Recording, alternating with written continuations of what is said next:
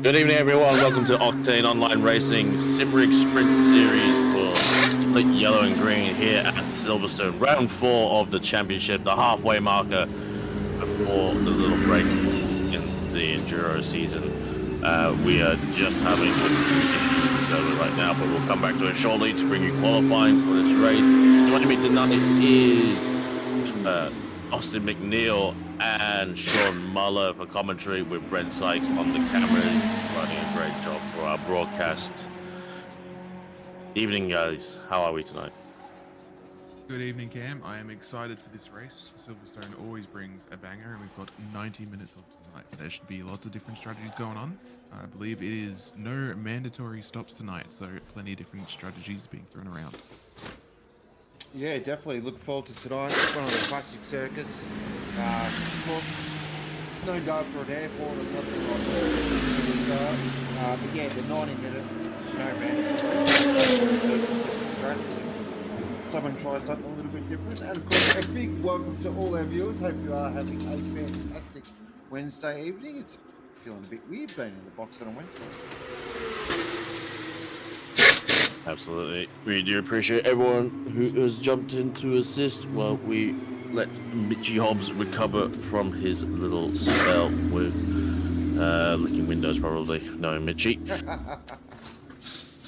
But anyway, yeah, we're just waiting for a potential server restart, and we'll jump into qualifying. It'll be 15 minutes of qualification, followed by, as I mentioned, 90 minutes here, the big one.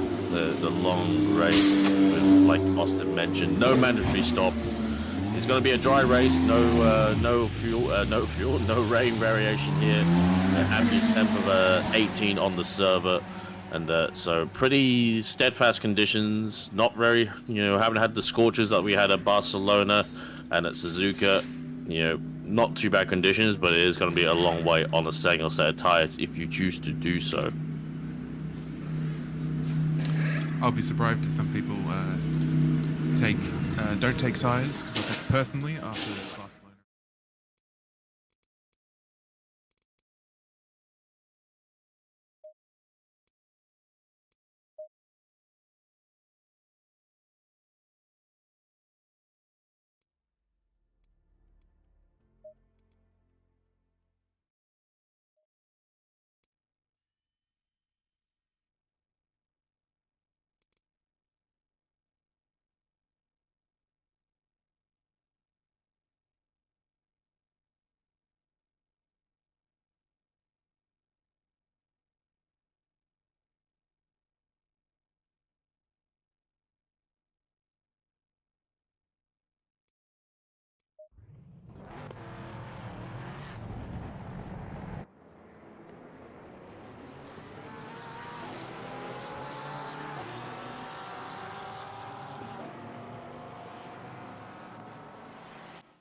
And we're back for qualification. Short little interlude. We should have that little, technical difficulties, little short board, but we don't have that on hand. But yes, we're out for qualification. Cars are already out on the track. We can see T-Mac there, first of the front runners out there, and I think a new name to the split is Canero. I'm not too familiar, but I've heard he's pretty quick as well. So, and I'm sure Mr. Muller will approve of his car choice. Very much so. Number 1, 2, 3. I like the number 2. That just works. In the rocket ship that is the Porsche. I did actually drive the Mustang last night. Shh, don't tell anyone. But yeah, Porsche, Silverstone, just works. And it's actually out of all the cars. Actually, it's been the one that's been hit less by the BOP stick. So it's only got 1 kilo added. So it should be really nice to drive around here. Yeah, Yeah, definitely. Sorry, you go, Austin. Oh, good. No, you. It's interesting seeing the bot for this track this week, because obviously you got cars like the Ferrari and the Lambo being smacked fairly heavily, about 15, 16 kilos each. Audi actually taken out the biggest hit with 18 kilograms added, or that's probably some 0TC shenanigans. So unfortunate for any of your regular Audi drivers this week. Yeah. For anyone who's actually from planet Earth, who drives the Audi, I think you've known this for a long time. you're going to be scuppered at every race at track, sadly. But I don't think the Audi is the only TC0, as we see Michael Babb go for an outlap and come straight back into the pits, so maybe his pressures weren't all to his liking. But we can see we're starting the first laps, first runs now. We're headed by T-Mac, our now a former championship leader, after a quite tumultuous round at Suzuka, and Spinazzi now taking that championship lead as well as the win at the Japanese round last week. But yes, coming through Magnussen Beckett's Chapel down to Hanger Straight and into the venerable Stowe corner, a incredibly long right-hander, a little bit off camber in places, but still a fantastic corner to say the least. Very much so. Great corner. A lot of great corners on this track, and I've got some information about what the corners are named after as well. So we've got 90 minutes. I can definitely bring some of those up, and I can confirm for those asking, Mr. Babb will be doing his typical strat. So starting from the pit lane, he's driving with one hand at the moment. He did do a bit of a boot and injured himself. So, but Babb is a serious operator, and I'm sure he will work around that. And we are still looking at a Canonero on the screen at the moment, and still in the number one position as qualifying is underway. 15-minute qualifying session. And being that it is Silverstone, you kind of want to get out and get your laps done nice and early, because you do not want to be stuck in traffic around this joint. Thankfully, the track is fairly long, though, seeing just short of 2 minutes for a really, really good lap. So you do have plenty of time to find your space and get some laps done. But yeah, super important to make sure you get a good banker, because it's pretty easy to invalidate in a couple of corners here. Yep. And arguably the first one is the Cops corner. It's the very start of the lap, and it can all be over by turn 1 on the exit, as you can gain so many temps, but you can also gain an invalidation very easily, as Canonero, first lap times, I believe that is T-Mac taking up the number 1 slot, followed by Canonero number 2. Not surprising, since they were first and second straight out. But these will be representative bankers with still 10 minutes to go. And yeah, pretty decent overall conditions right now. It's going to be a lot of improvement, I'd say. But traffic is a big factor, like you said, Austin, as well. Thankfully, with 5.9 kilometers, it's a lot more space than some of the other tracks that we've been going to lately. Yeah, that's true, but... What kind of times do you think we're going to be seeing in this quali session? I'm assuming a 57. Do you reckon we're going to get mids, or we're just going to stick to high 57s? I think we'll get a mid 57 to high 57. 58s will be along the board as well. So, yeah, you're going to have to be on the ball, I reckon, to get into the top 10 this evening. Yeah, I would stand to agree. Mid 56 is what I'm expecting. Arguably, maybe as a minimum, I might be even expecting a low 56.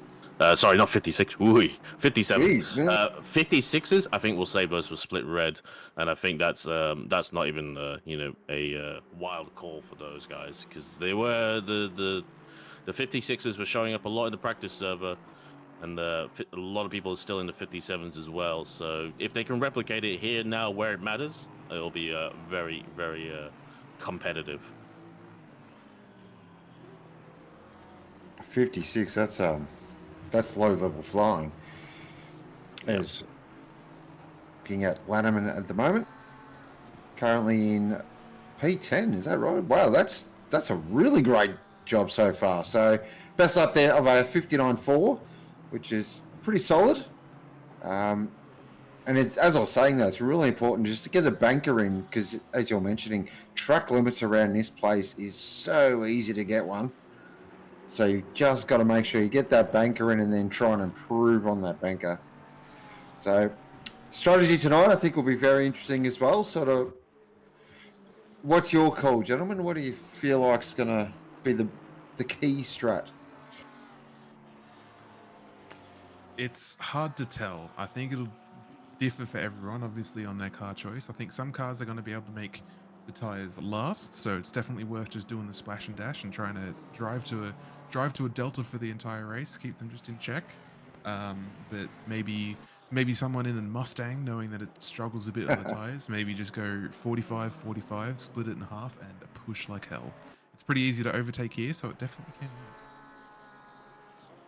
Yeah, those Mustangs have been looking very formidable, and we do have two very formidable drivers at the top of our championship. Spinazzi and Taylor, as you can see, are first and third as well on the timing board. And yeah, those Mustangs have been looking incredibly strong. But yes, just to go back to the strategy, it's really hard to tell. I think me and Austin have got a stake in this. We're in split blue tomorrow, and I think many of us who race on the Thursdays do watch to see what works and what in particularly doesn't work. In split yellow and split green, we use them as our sort of guinea pigs to see how not to do the race. This is pretty safe to see that one. In any case, no discredit to any of the splits out there, but it's easy to lose than win, to say the least, especially when it comes to strategy.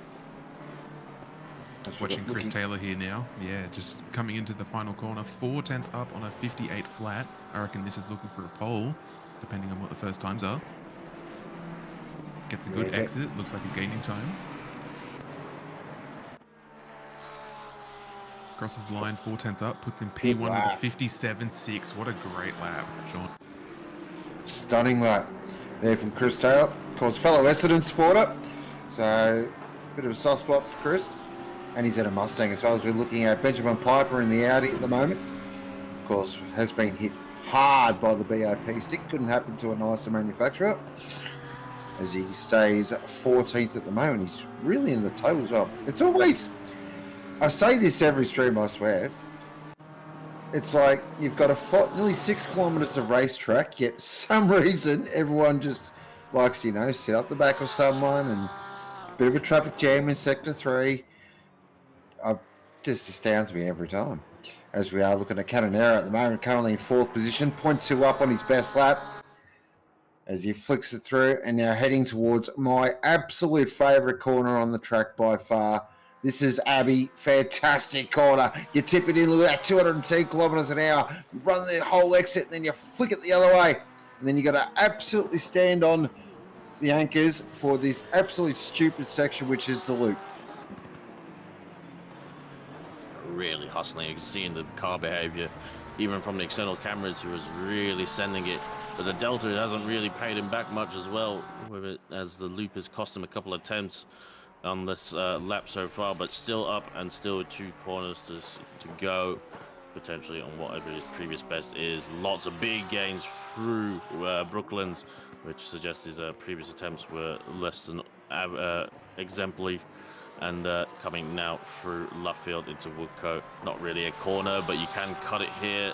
Cross those 2 lines, gauge you a little bit as you shorten the line down to the timing line, and comes up to P3 with 57.9. I was going to say, you love those Abbey corners, Sean, but I can't imagine they're very easy in the car such as the Porsche. No, Abbey's actually okay in the Porsche. I don't mind it. I drove the Mustang last night in sort of the academy with sort of my return, and the Mustang's interesting through Abbey, I'll say that. It's actually got a TC that actually works properly, so it's a really interesting car to drive. As we're looking at Atkinson here at the moment, he's currently 0.45 up as he brakes nice and late. Does he cut the green? Yes, he does. Lovely. Now through Luffield. Really important to just be very patient here through Luffield. Then, run it out nice and wide, still 0.4 up. This is definitely going to move him up the time sheets. Where it's going to move him, we don't know. Up to 9th. That's a very good lap there from Atkinson in the top 10. Yeah, great lap there. Kept it cool through the last couple of corners. Kept that 4/10 gain. We'll see if he's got anything more to improve on. As we're here with Kidman, who's also up 2 tenths on a 59.3 is his best lap at the moment. Gaining a bunch of time through here, losing it on exit. We'll see what he comes through over the finish line. Very good here, Kidman. Once again, whoa, that is not optimal. And the cursed job has begun. Good work, Austin. Well done. My pleasure. Oh, as we see Buscapers coming into T1. Goodness, Buscapers here in the Big Bear GTR, half a second up on his best time. So this is a storming lap See how the GTR fires out of here with this ridiculous acceleration. Jeez, this thing's quick. When it can get the traction, it can really pull, but it takes a little bit of finagling, as Buscobus as well knows by now. Of course, GTR has lost 27 kilos. It is on the water diet, so it's going to be quite rapid around. He's still 0.3 up, nearly 0.4 up on his best lap. Lovely. Just really nice and planted. I reckon this is going to move him up, and it does to third. That's a great lap from Buscovas. Yeah, absolutely mega seeing the GTR up on the podium like that. Buscovas is a very, very quick operator, managing to pull out mid to high 57s in the GTR. As you see Costa coming up to the end of his lap as well. 2 tenths up. See what he can pull out. On board now. Scrubbing a little bit wide, but we'll have a little bit of a cutback line, which will yield a better top end towards Cops, but probably lost a little bit, cost him a little bit on his representative lap time right now, but he's got just this lap, as he won't be, unless he does a 53, which will be pretty astounding, but I doubt that's going to happen. Back here with King now, currently 0.4 up. Bit of a McLaren benefit at the moment. Seeing a lot of McLarens, a lot of Astons. But this is probably, out of all the splits actually, just looking at the manufacturers here, this is probably the best mix actually. There's quite a few Fords, a few Ferraris, a sprinkling of Porsche. I think I'll need to have a chat with Split Yellow because definitely needs more Porsche action.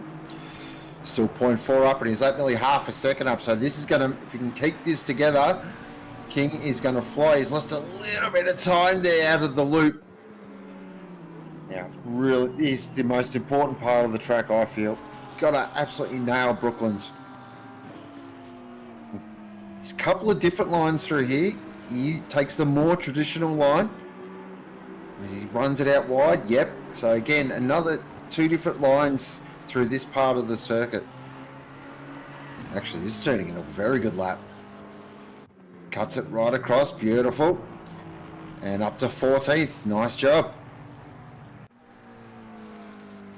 Yeah, very good lap there, touching the top 58s. Here we go, Sean Bubb now, also 4 tenths up. Yeah, obviously. Looking at a good lap, what's this going to put him? Roughly about a 58.5, 58.6, depending on how much time he's got in the end of this lap. Looking good so far as we're coming down, what is this, through Aintree down onto the Wellington Straight. Losing a bit, nope, gaining time on exit there, looks good.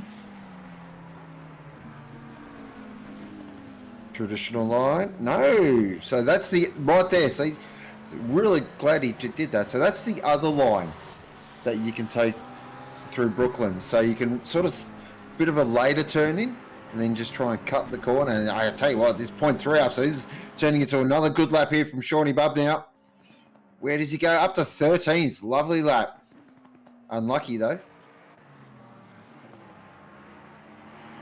Let's see 13 as qualifying ends. Sorry, Cam, you go. No worries. Aiden Squires now in the number 9 Mustang. Gets a little bit of a hop as he cuts over the grass at at Vale, and coming down the Hamilton Straight on the F1 pit wall, but we scrub GTs, have to use the old one, which I prefer anyway. Coming down through Abbey as well, and through the sweeping section, still a good amount of time up on his Delta, 3 or 4 tenths up, lots of gain there, which suggests, yeah, I was going to say, went a little bit wide, as the Delta tricks you into thinking you're going quicker, but you know that you've compromised your line a little bit, and he's unfortunately lost a 10 through that whole sector, section I should say. And coming now down to the Wellington Straight for the final 2 corners, he is up, and it's all going to be make or break. Currently P12, and you know, even a 10th would actually send him quite a few positions, so it's really close. I think we undersell how close has it been. You know, 1 second covering 113, and a little swapper as well, and unfortunately that the positive time has unfortunately you know, come up trumps for Aiden Squires as he doesn't improve. Chris Taylor now 1 tenth up is going to solidify his potential P1 into a 57.587 from Spinazzi, who's already completed. Buscova, Zeri, Canero, and T-Mac still yet to complete their times, but that said, they're half a minute in the pit, so it doesn't matter. And we are done. That's very good for the championship as well, because it is Spinazzi leading the way on 352 from Chris Taylor on 335. So our two title protagonists are up the front, 1 and 2. That is what we want to see. And two big bad Mustangs as well. Busco does a nice job there in third, breaking up the Mustang party. And we got Zeri Canonaro up in the 5th position in the Porsche. Good job. T-Mac there in 6th, Kumar in 7th, and Atkinson in 8th at the moment. And of course, we are about to get underway. There is our full grid. Thank you, good sir. So Kumar in 7th, Atkinson in 8th, Loz in 9th, Wells in 10th, Costa in 11th, Squirrels there in 12th, Bubdale in 13th, unlucky, Rondinella in 14th, nice job. Hayden Marche in 15th, Kay in 16th, King, Yo, Nickerson, McCulley, Piper, Bishop, and Jarecki are your top 23. Oh, true blue, mate. Going and looking at all the wonderful liveries we got in display here in splitter yellow. So many talented livery artists in the OOR community creating a bunch of wonderful pieces of art.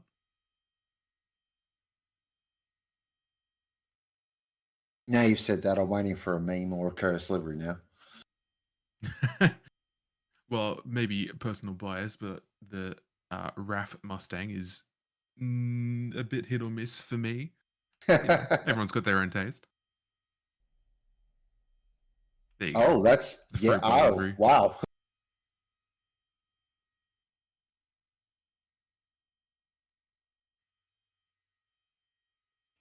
I don't mind that.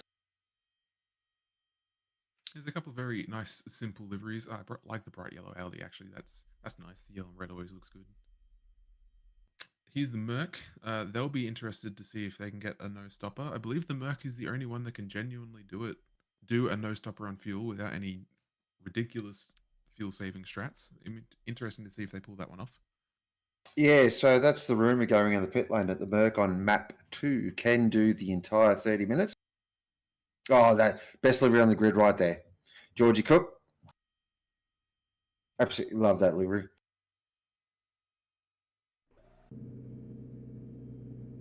Oh, there it is. Thank you. I was waiting for a meme. There it is. Oh, that's bright.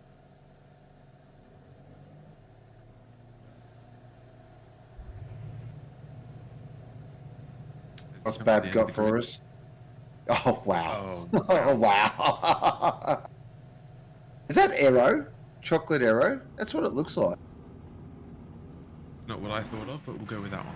All right, yeah, we'll go with that. I hope it's Aero, because that was, I'm worried it's what it could be. And yes, last round, Spinazzi and Zeri, the teammates, with their Dick Johnson tribute liveries, as Babby starts from the pit lane. And yeah, in the green stuff and the true blue, taking out a 1-2 at Suzuka. It has been a bit of a Ford domination somewhat in this split, but you know, there's outliers there like T-Mac as well in the Ferrari. And now we got Canero in the Porsche as well. Stan as well, always going well, but I think he's I can imagine if he took tyres at Barcelona, he's definitely going to take tyres here. I think Zeri's got some hardware problems. Oh dear. He's having to stop and restart. Shouldn't get into trouble and be able to rejoin where he was beforehand. Better to catch it now than once you're racing, and you can't exactly do that, so that's all right. Everyone's ghosted. Not a huge problem for now. Get back in the spot in line and continue warming up brakes and tyres, getting ready for the start of this race. Got any predictions, gentlemen? Who do you think? Let's call a winner. Who do you think is going to win? Oh, wow. I'm going to go with my man, Chris Taylor. I think he can get the job done this evening. He kind of needs to as well to keep this championship fight alive. But I think him and Spinazzi are going to have an absolute ring-a-ding-ding this evening. Oh, wow. Yeah. The slander in chat for something. Oh, whoa. Mike Crick's just gone bang.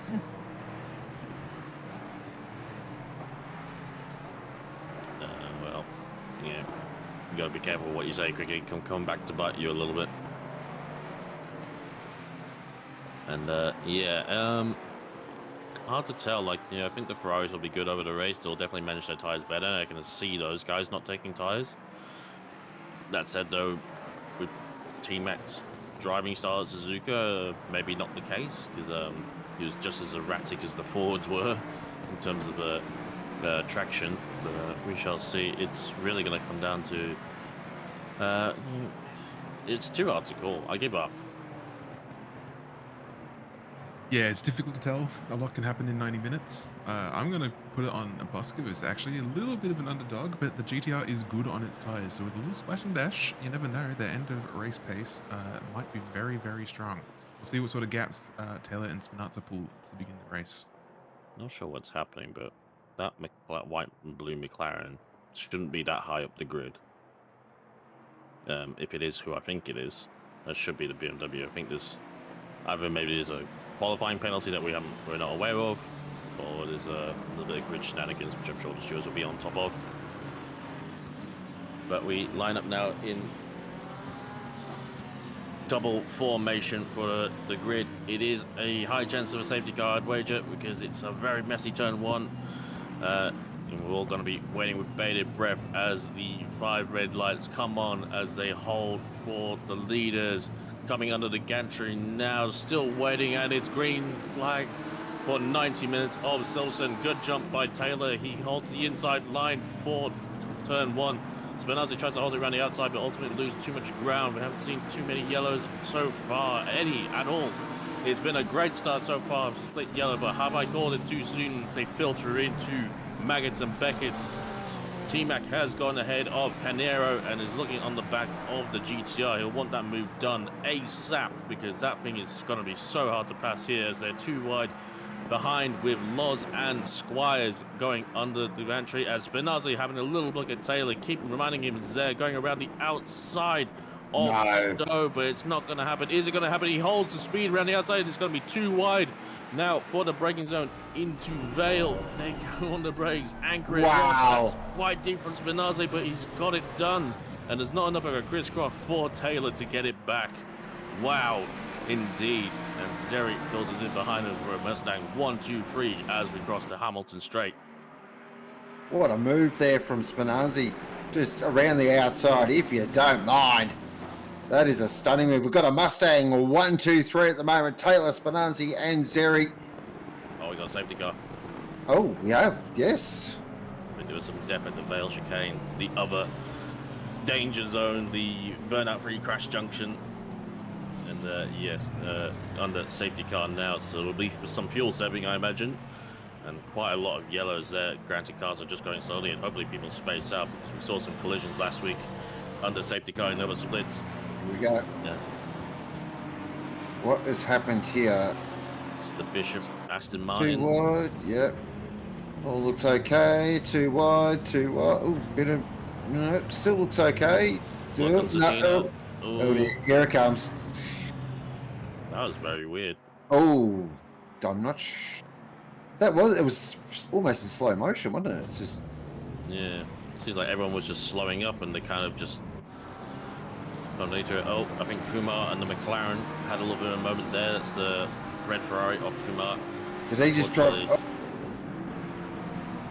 I think there was a bit of four into one action through that little section there. Honestly, not too bad for an opening lap. A couple of people got spun. Didn't look like any huge major shunts. Although the people starting from the pits, i.e. Dabs, will enjoy being a safety car. Looks like we are back up in racing mode. Yep. Back to back conditions. Bobby will be loving that as well. I think Porsche, I've heard, potentially can go the whole distance with some drastic fuel savings. That said, definitely turn the engine down a little bit. But I've heard it can go a long way. Have we seen? Oh, a bit wide there from Taylor. It's going to ruin his run a little bit, but he's going to get away with it. That's Seri looking to put on the pressure. Great job by Seri. Seri's been really on it lately. Teammate to Spinazzi in the silver class. And unfortunately, the 42 car has come a cropper here at Max Vegas and has unfortunately had to RTG as well. So that's pretty severe. Yeah, definitely. Zeri now is really starting to put the pressure on Taylor here, giving him a bit of an examination in the Green's tough Mustang. This Mustang is so quick as we're looking back here at Yelp, currently in 17th. This is, wow, this is willing, very willing. So heading off down towards Abbey. It's hunt or be hunted with a car right behind him as the Porsche looks to give the Audi a bit of a threat. A bit of a swapper there for the McLaren. Looked like he had the better run, but then caught him out late as he sends it down the inside. Wesley Yao sees him coming, gives him space, gives him all the space he needs to, and nothing more, as Benjamin Piper in the Audi is coming up the inside of the McLaren now as well, and should have the run and the line. It is a bit of a drag race between the V10 and the V8 twin turbo, and it's going to come down to the Wellington Straight. I think it's a better run from King as well. But yeah, Piper will send it up Piper will have the inside surely. line. Just break later than him, but he's holding it around the outside. Is King, that's exemplary. Wow. And it's going to have the inside line, surely day and done for the McLaren driver. Absolutely mega racing here from Yellow so far. Silverstone always delivers, and even though there is 90 minutes to sort this race out, clearly the drivers do not care and going hell for leather from the bat. We love to see it. As we go too wide into T1, it looks like Audi just holds onto it. Porsche goes wide, doesn't gain an advantage. Fair play, keep going. Here come the others. McLaren's already coming on the inside. He's going to lose out, and Kumar as well. Oh, he's onto the grass. Hopefully he doesn't find a swapper. Oh, we're very wide from the Ferrari and the McLaren as well. So much jockeying for position. I don't think that Porsche took the correct line, basically from Cosp all the way through Maggots and Beckett's, but it's still in a good position. So, love Maggots and Beckett's, such a great section of corners. A lot of people say it is the best section of corners in the world. Yeah, not for me, but it is a great bit of road. So we're looking here at Andre Costa currently in 10th position. That's actually a really solid start here from Costa. He's just trying to, I think that squirrel's there in front of him there, so he's trying to work on the back of that Mustang. Probably the Mustang is, he can get really close, but as soon as that Mustang hits 4th gear, it is see you later, thanks for coming. Thing is an absolute rocket ship. And Yeah, dare I say it, it's actually fun to drive. I know. It is fun to drive. I drove the Yeah. Mustang in the Endurance Series, and it is a lot of fun. Listening to that V8 all day and just pulling gaps on straights, it's quite addictive, not gonna lie. It's Canonero at the moment, currently in 6th. Work on the back of T-Mac. There's a fastest lap there, a 58.6 race lap from Spinanzi. No worries. Watch I'm the gonna- Porsche. Sorry, Sean, I'm just going to say, I reckon I'm going to go out on a limb and say there's a bit of a difference in strategy appearing between Spinazza and Taylor already, because pulling out 1.2 seconds on Taylor this quick into the race is no mean feat. And I know Spinazza is very, very quick, but I might be tempted to say that he's going to stop early for maybe fuel and tires, whereas Taylor might be trying to make the long run. Oh, can't park there, sir. I think that might be Costa. It certainly was. And he's about to get swallowed by an angry pack. Run, boy, run, as they're still jockeying for position in the McLaren, Audi, and Wesley Yao Porsche. I bring back there with the recovering Kumar as well, one of our top qualifiers and top runners, who unfortunately did have a moment here at Vale on the first lap. Looking at the inside, the McLaren all breaks late again on the inside. Nicholson, but ducks out a bit. I think it was a little bit unplanned there as the McLaren goes around the outside, cuts over the grass a little bit. And Nicholson is doing everything he can just to evade being overtaken so far as they're coming now down to Hamilton Straight. Kumar's got a better run. Did have to go up track a little bit. I'm not sure whether that's going to get looked at, but it's. I'm not sure anyone's going to have anything to even think about calling out their numbers while they jockey for position. Fantastic racing. Absolutely excellent. Everyone giving, oh, bit of a boot. Oh dear, oh dear. I think that's Nicholson and Kumar have come together, and really now, if it wasn't a battle pack before, it's a battle pack now, and they're already all over the shop, and the bull has been let into the China shop, and Tesco car park. blimey. Looking to have a do defensive McLaren, whoever he was looking at the McLaren a little bit in his mirrors. Oh, and the McLaren pile drivers into the Audi for a second bite of the cherry. Oh dear, unfortunately that's a very sad way to end what was a great battle for the Audi and the McLaren driver eludes me. But Wesley, yeah, I would like that very much. And here you go, back live action, and this battle pack is not settling down at all. All right, through Maggots and Beckett's. Look at the Ferrari on the slide of Kumar. That's Such a lot of damage. Yep, that would be horrible to drive at the moment. Someone want to let these drivers know they've still got an hour 20 left in the race, not 20. No, Like- don't be silly, Austin. Yeah, of course. What do I know? Once you drive, you just drive quick. Here is George Cook, currently there in 25th. With That'd be already up to 20 seconds. Sorry, just short Yep. the car. No, you're right. I was about to say, I was about to mention something about George Cook and then mention Babby up to 22nd position. So that is a storming start from Bab in the Porsche.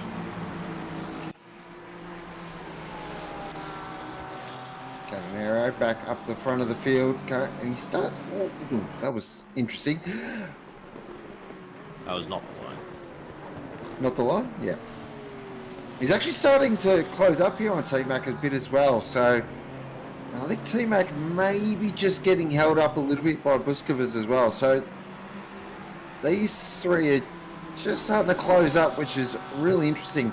Now, of course, the Porsche does have its special fuel map mode.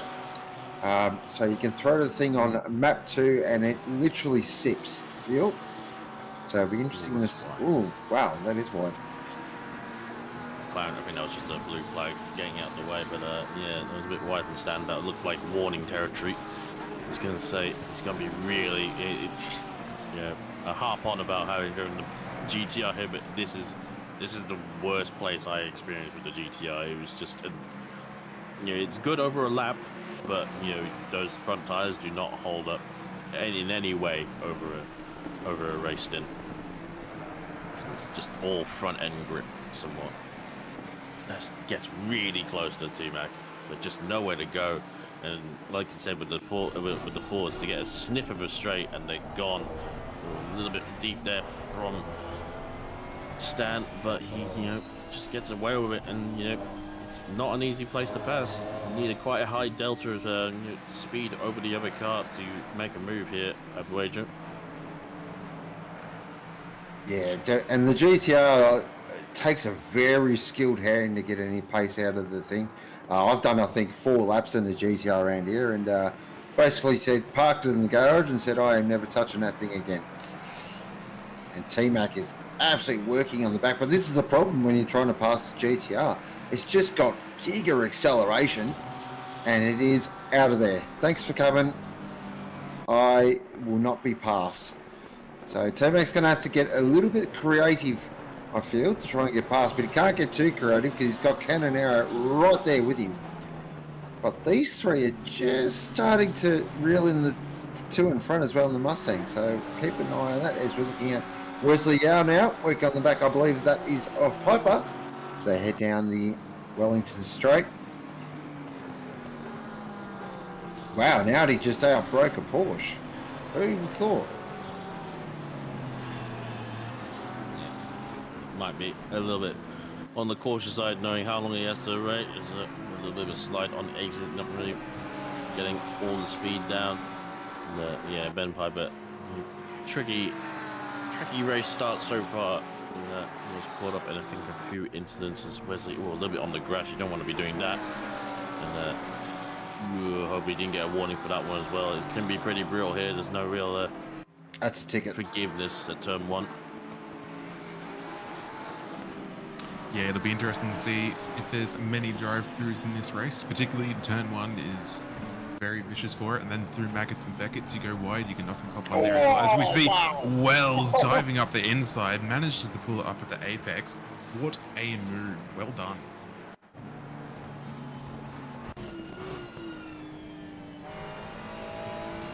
Fantastic move. A late duck out from the Ferrari driver, and maybe caught Bub now a little bit unawares and braked late, but got it pulled up all he needed to hold the inside line. A great job there by Richard Wells. Back with this battle up the front with Team Act and the Pennzoil Ferrari. Of course, driving for Warren Tribe. Still on the back of Zeri and Taylor, so they're not really getting anywhere. And like Austin mentioned, Spinazza is really pulled away. But could that be strategy? Could that be fuel load? Yeah, big question marks to say the least. Oh, it's gonna be wide. That's gonna be gravel. I'm not sure if it's gonna be enough for the Porsche to benefit still of it, because he wasn't quite close enough. And getting a little bit closer, but I'm not sure it's gonna be enough by the time we come into cops. Absolutely not. Lucky to keep hold of that one. We saw in qualifying, and that can end very, very badly. So well done. Kept it on the straight and narrow. We'll just have to keep putting the pressure onto the Nissan of Buskovus and watching out for this Porsche eagerly waiting behind. How good do these GT3s they look when they go through Maggots and Beckett's? Like, just really leaning on the tyres, and you can see the suspension working. Oh, it's such a great bit of racetrack. And of course, Beckett's and Chapel Curve, the ruins of the Chapel of Thomas Becket lie close to the circuit. Of course, the BRDC changed the spelling for the corner name though, so there you go. And of course, Maggots is named after a local landmark, Maggots Moor Field, which is next to the circuit. Fun facts with Muller. You'd love to hear. Yep. Brought to you by National Geographic. As here we're watching Squires, the Air Force Mustang, chasing down the BMW of Loz. The car that stole all the entries from the car it's chasing down. Anyone who remotely enjoyed the BMW seems to have become a Ford driver. I can't say I blame them too much, but I think both cars are a bit bland in my opinion.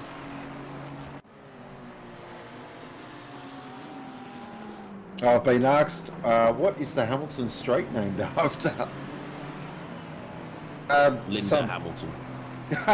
Yes!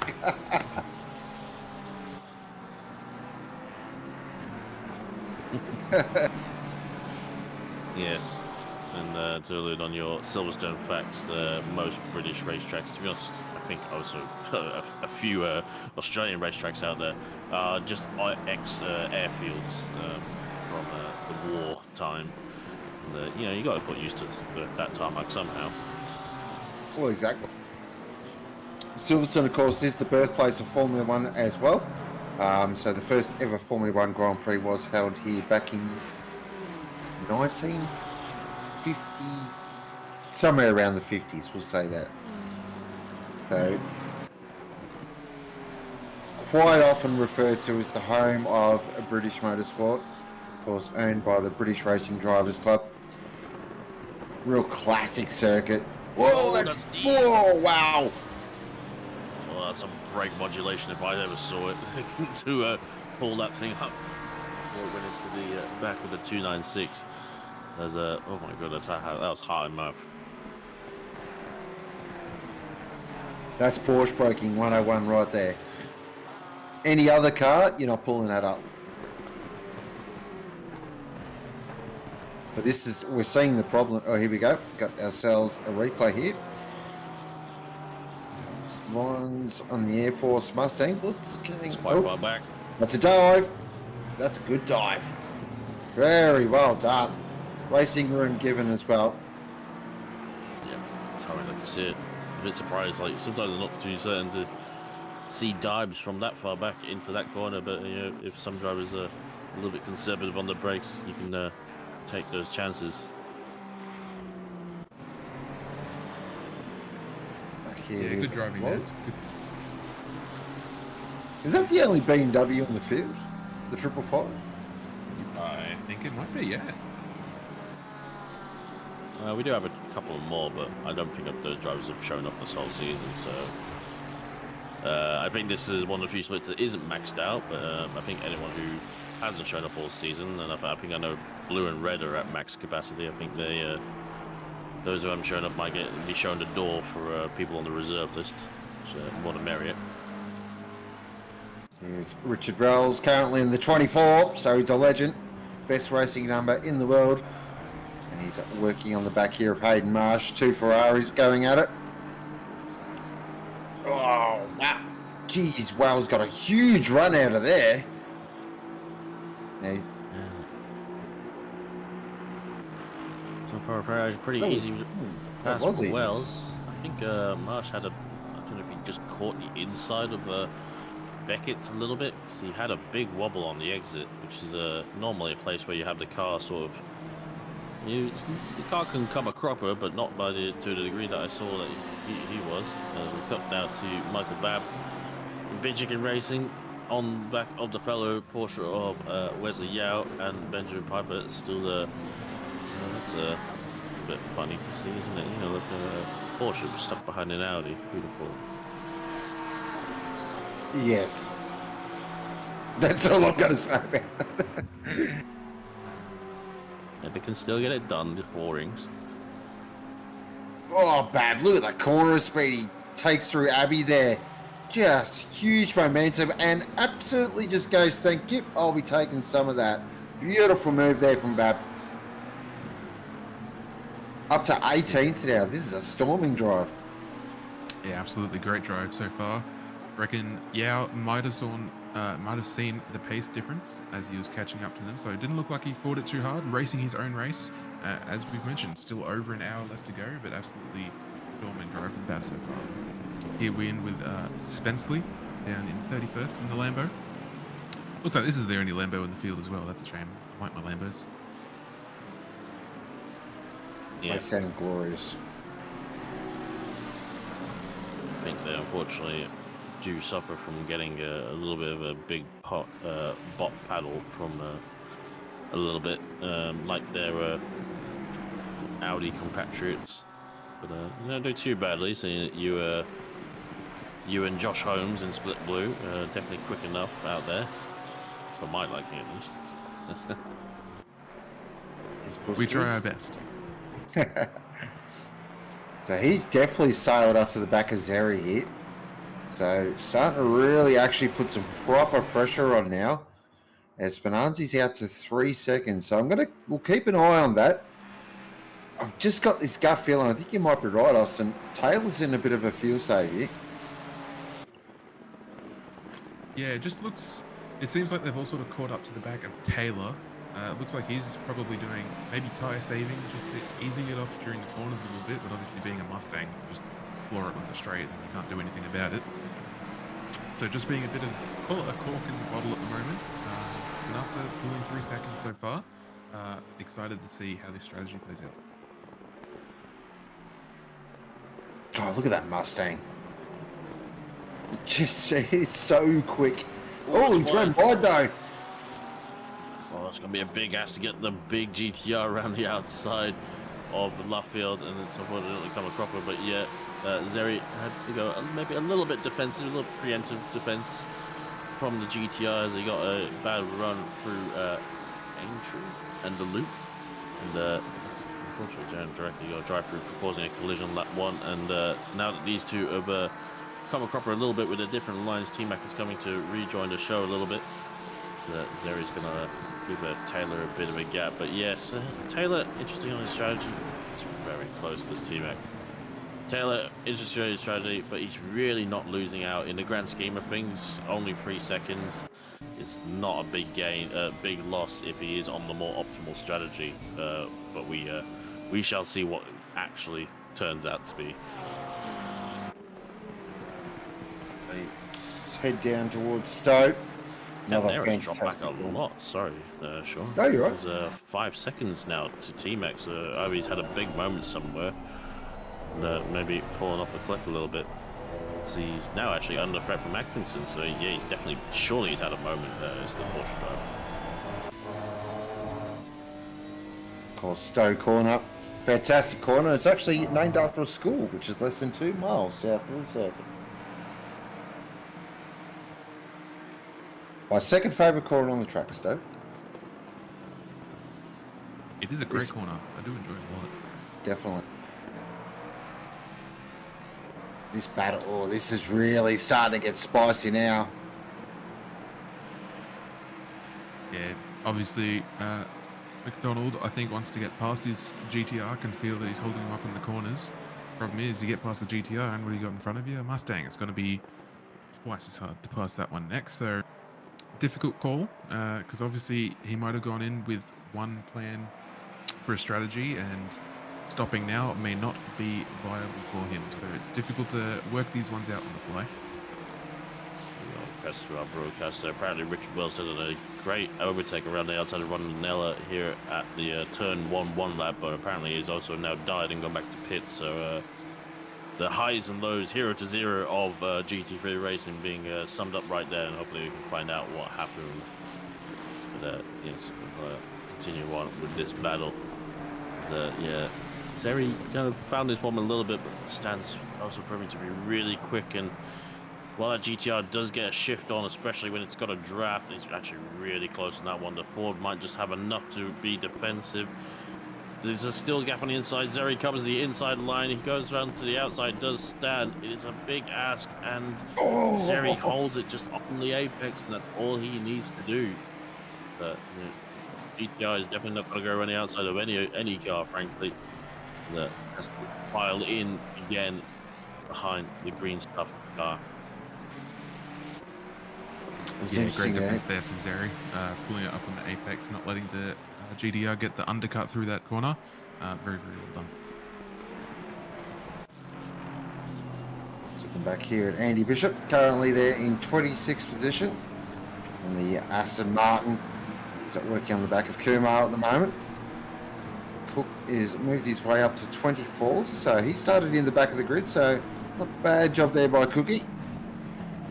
And we've got Jerk at the moment who has to serve a drive-through, which I believe he's doing now. And Harsh Kumar there with a 15-second penalty for causing a collision on lap 4, so that's going to take him out of this fight when he does his stop. Nice little battle pack here, 3 different manufacturers. 2 from old Blighty and 1 from Italy. And Darby now, you can just send the McLaren. That was a great angle there. You just saw the McLaren on the slide through the whole way through Abbey there. Good fun, actually. Yeah, Not good for tyres, but... Fortunate for Kumar, he is our silver leader in this championship. I'd wager that's not going to be the case after this round, based on where he might end up as well, post-penalty, post the end of the race. He's got pace, but unfortunately he's still got a lot of damage from the tire incident as he gets past Cook up the inside. Fairly easy move done there, and when Cookie just kind of knew he wasn't really in the fight with the Ferrari driver.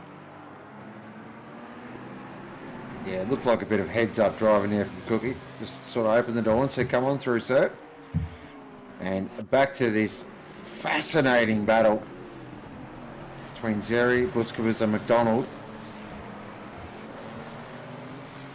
Just thing there, like, they wanted to get the overtake done, but they are going to use those tyres and scrub those tyres a little bit, just trying to scramble for traction here, there, and everywhere. And we've still got, how long? 62 minutes.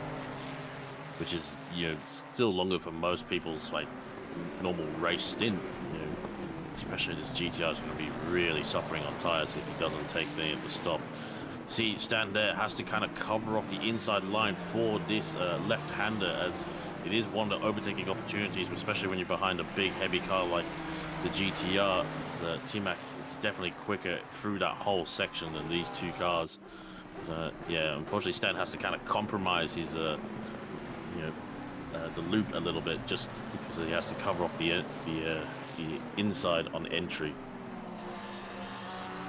Now, I'm not too sure what happened. Cananero's dropped right off the back of these three. Yeah, So- I think I remember you mentioning that before. Yeah.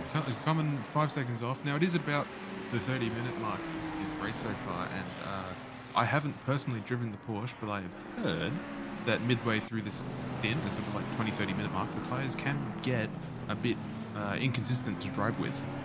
Sure, you might know a bit more about that. Could it be fighting off some tyre wear at the moment? Can confirm that the Porsche, normally around that half an hour to 45 minutes, it does something weird. It basically, the tyres feel horrible. It feels like you're driving on ice. After that 45 minutes, though, they come back. It's just a weird thing. It's a Porsche thing. When you drive the Porsche, though, you know it's coming. So it's sort of about managing that. But, yeah, it's just a strange thing. It could be fuel load. It could be, it's just weird. Porsche things. Porsche things, as we're back on board with Harsh Kumar, who looked a little bit wide at T1 there, clearly pushing to try and make up this 15-second penalty that he's ended up with.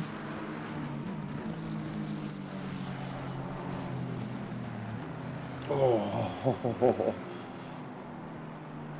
just love how they close up the back there. Tell you what, Cookie's doing a good job here. It's interesting, actually. Cookie, I get along with him quite well, and sort of, I've asked him his thoughts about Silverstone. He goes, you know what, I actually don't like the joint. And he's been from this part of the world. Found that interesting. Interesting to see that he's a McLaren driver. Well, it was pretty impossible to like what was the overpowered home of the McLaren. Oh, wow.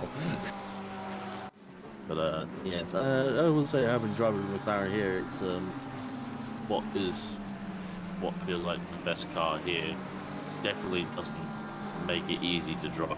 I will say it's interesting how the car kind of makes its time here. It requires you to be very much a perfectionist. You can't just put your foot to the floor and just go fast down the straight like I'm used to in the GTR. I don't think that's a Silverstone thing. As we're watching Costa here put the pressure on Bud now. So great camera work there. Looks absolutely beautiful. McLaren on McLaren coming through at Maggots and Beckett's right now. This is where the McLaren feels absolutely mighty. It is so quick through here. Of course, probably the most aero-dependent GT3 car. So it does rely a lot on aero, especially under floor aero as well. It's just a shame it sounds like a Dyson on steroids. I don't think it sounds that bad. There's certainly worse sounding cars. I don't mind listening to the driving along in the McLaren. Yes, we are talking about you, BMW. As we're back on board with Azeri, P3 still sitting behind Taylor, still things as they have been, followed by Boscovich in the GTR and Tom McDonald in the Ferrari. Clearly pace is fairly similar across the board here, sort of maybe positive and minus and delta in spots across the track, but not a lot moving around here for these slides at the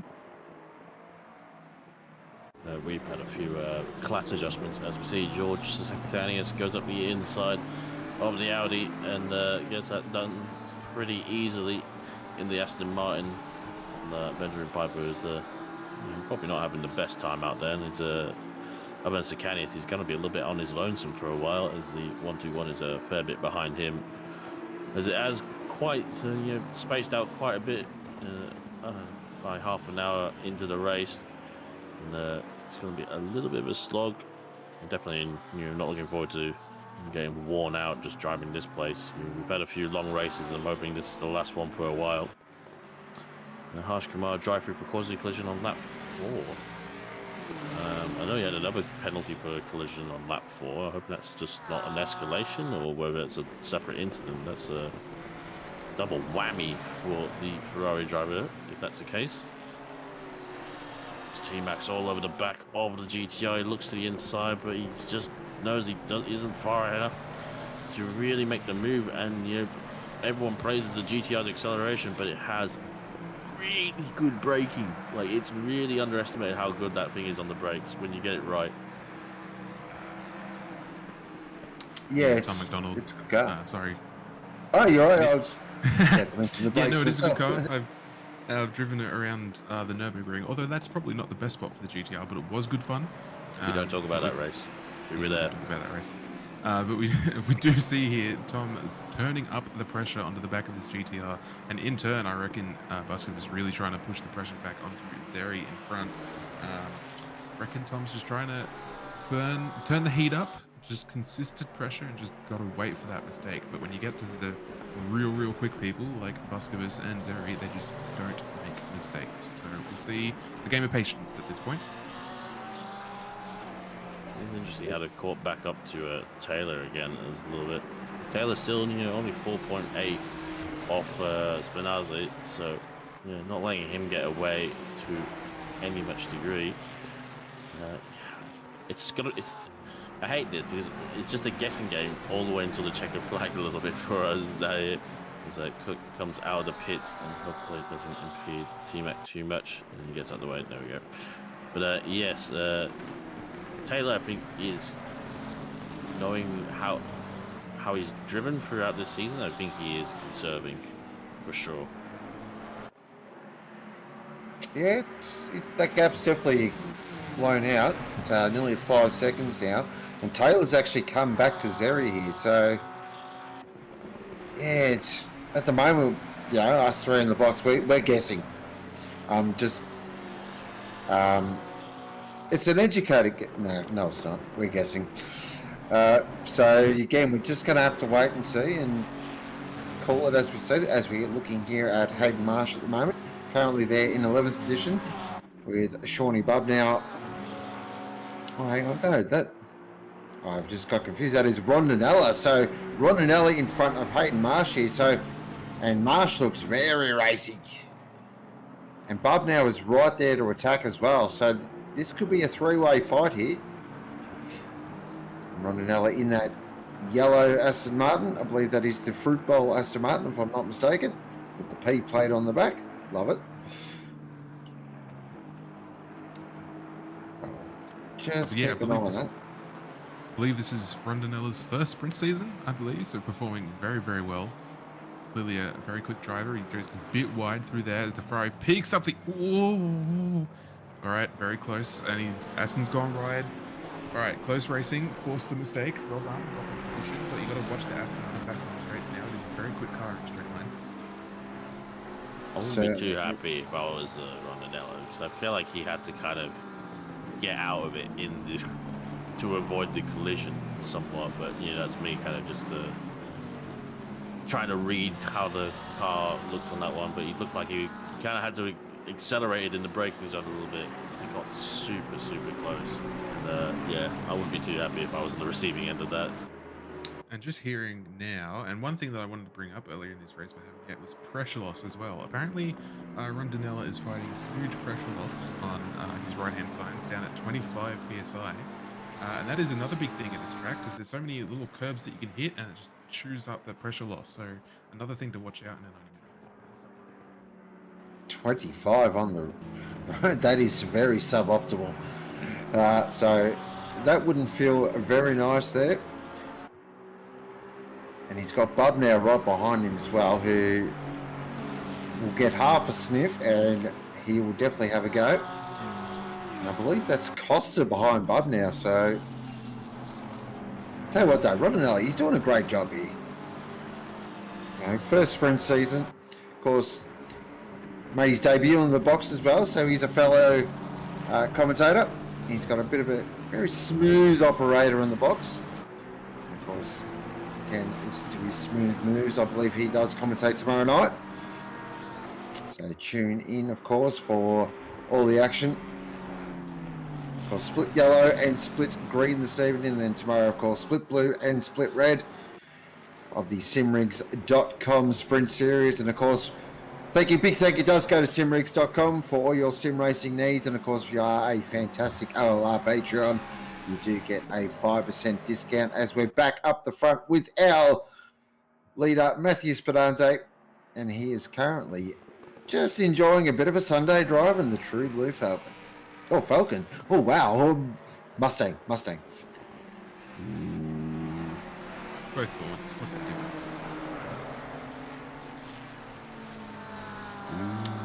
Who cares?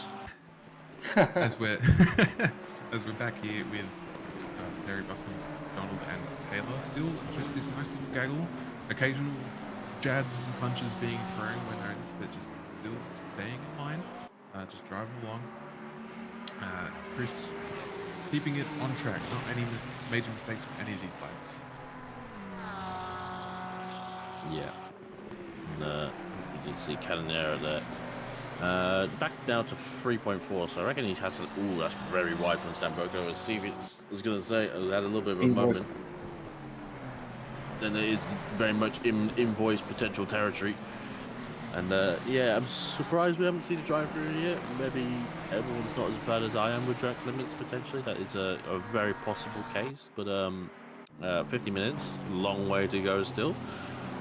Lots of invoices yet to be sent out.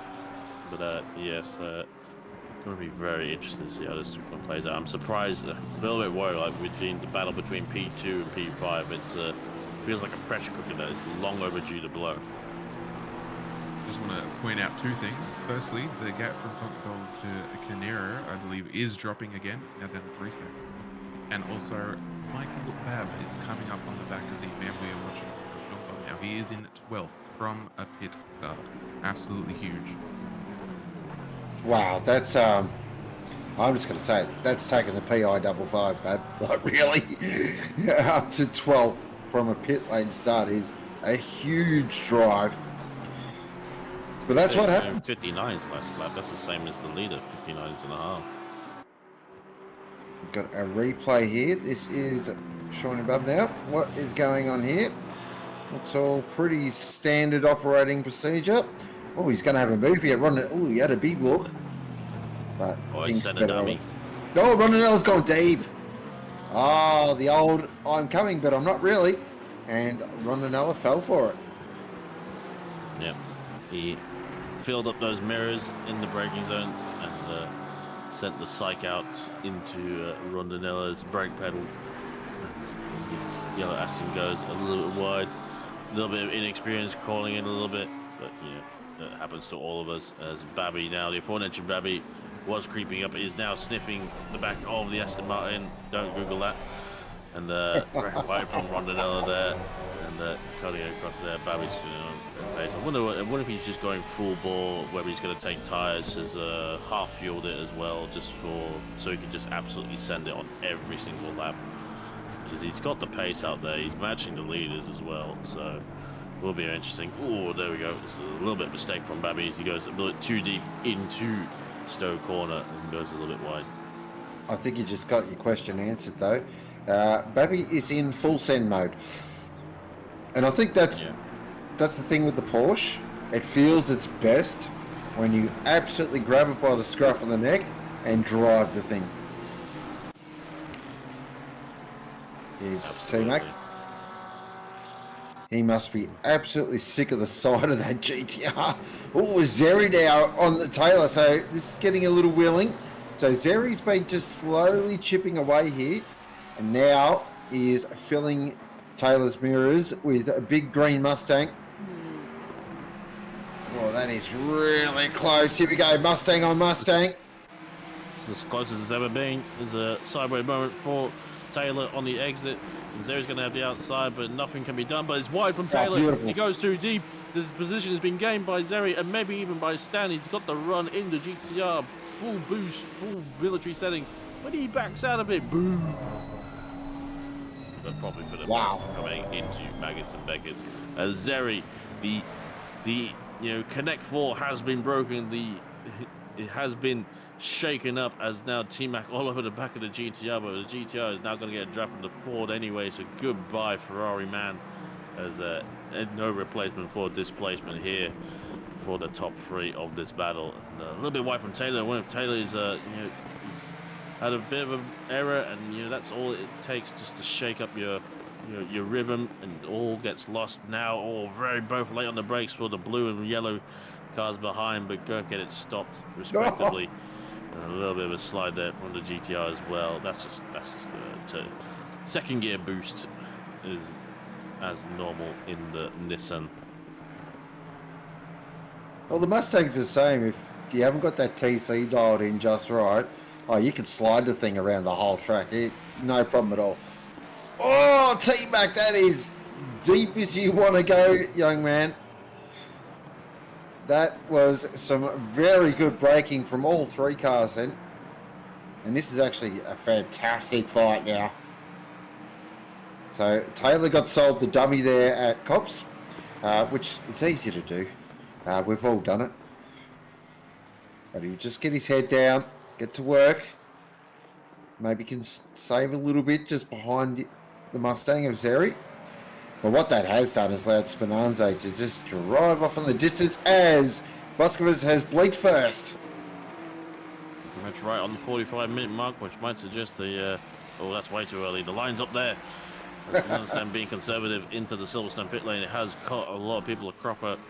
As I did note as well, the 165 on bum now had a yellow flag moment, I think on lap 20 on the exit of Abbey Corner, which is a pretty high-speed section, so it's really a big moment to have.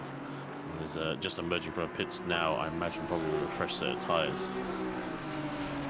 Yeah, seeing a couple of people duck into the pits in the last couple of minutes as we're hitting that midway point, so clear some people are doing the 50-50 split, trying to just push 100% for the whole race. Let's see how these people end up as we see Harsh come very wide and holding on to it through T1. Well held. You had to brake before the corner. No. That's silly talk, eh? Just throw it in there, it's fine. Not meant to send it like it's a Toyota Corolla rental car. Is Phil Or maybe- McCulley? Oh, why not? Drive it like you rented it. Exactly. A few more boxes right on the 45-minute mark. Not too surprising to say the least. Whether they're all tyre takers, we shall see. So, Bad Watch up to 7th. Bit of a bigger gap to his next car though. It's 16 seconds to Hayden Squires. But with a 15-second penalty, that's definitely on for a fight. Definitely possible for Babby, especially the pace he has been showing. Stan definitely looks like he probably did take up a top of tyres. Has dropped now down to 13th, I believe, if the timing has corrected itself. Oh, Just behind Canero, actually. He's actually behind the Porsche of Canero. Full position. That's very guaranteed Busquets would have taken tyres. He's in a GTR. Yeah, it's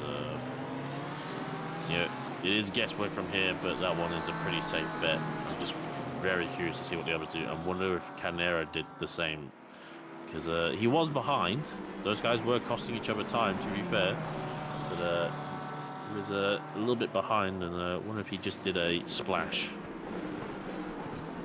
Lots looking at the back of the Porsche of K. A little bit ebb and flowing here. Around the outside. And should get the drive down, but you won't be on the grass isn't going to help things. But I think the Rallycross called it. Whoa. And the that could have been very bad. That could have been a Kimi Räikkönen 2014 moment all over again. As the green stuff does not aid in traction under the laws. Just because you keep your foot in it doesn't mean you're going to go quicker. So that is the BMW X5 line, not the M4 line. Probably the same amount of traction for the X5. That's a good point. I was going to say the same weight. Have you seen the weight of the new M5? The BMW M shopping trolley. And still looks like it's being hit with the world's biggest ugly stick. But I digress. Piper is having a moment at Luffield. He's a yellow flag that was stationary for a bit. Probably had a small spin there as the BMW and Porsche go around for it again. And Canera now on the back of the Bishop Aston Martin tries to go around the outside off track a little bit. He is for position. Granted, he's done a pit stop, but Bishop's not entitled to get out of the way. He goes around the outside of the second part of the chicane, and now Stan will looking to be doing the same ASAP. Back here with Liam Kay, currently in 15th. Working up. Oh, so Loz has got past, so we didn't see that, but nice work there by Loz as the 26 is off track there just after Cops. And looks like has returned back to pit, so normally means big time damage. Here we go. Looks like Loz got the move done into that turn there and was able to hold off on the push. As he tries to dive back up the inside to get that spot back, but well defended from Loz, keeps that position in his game. Nice racing.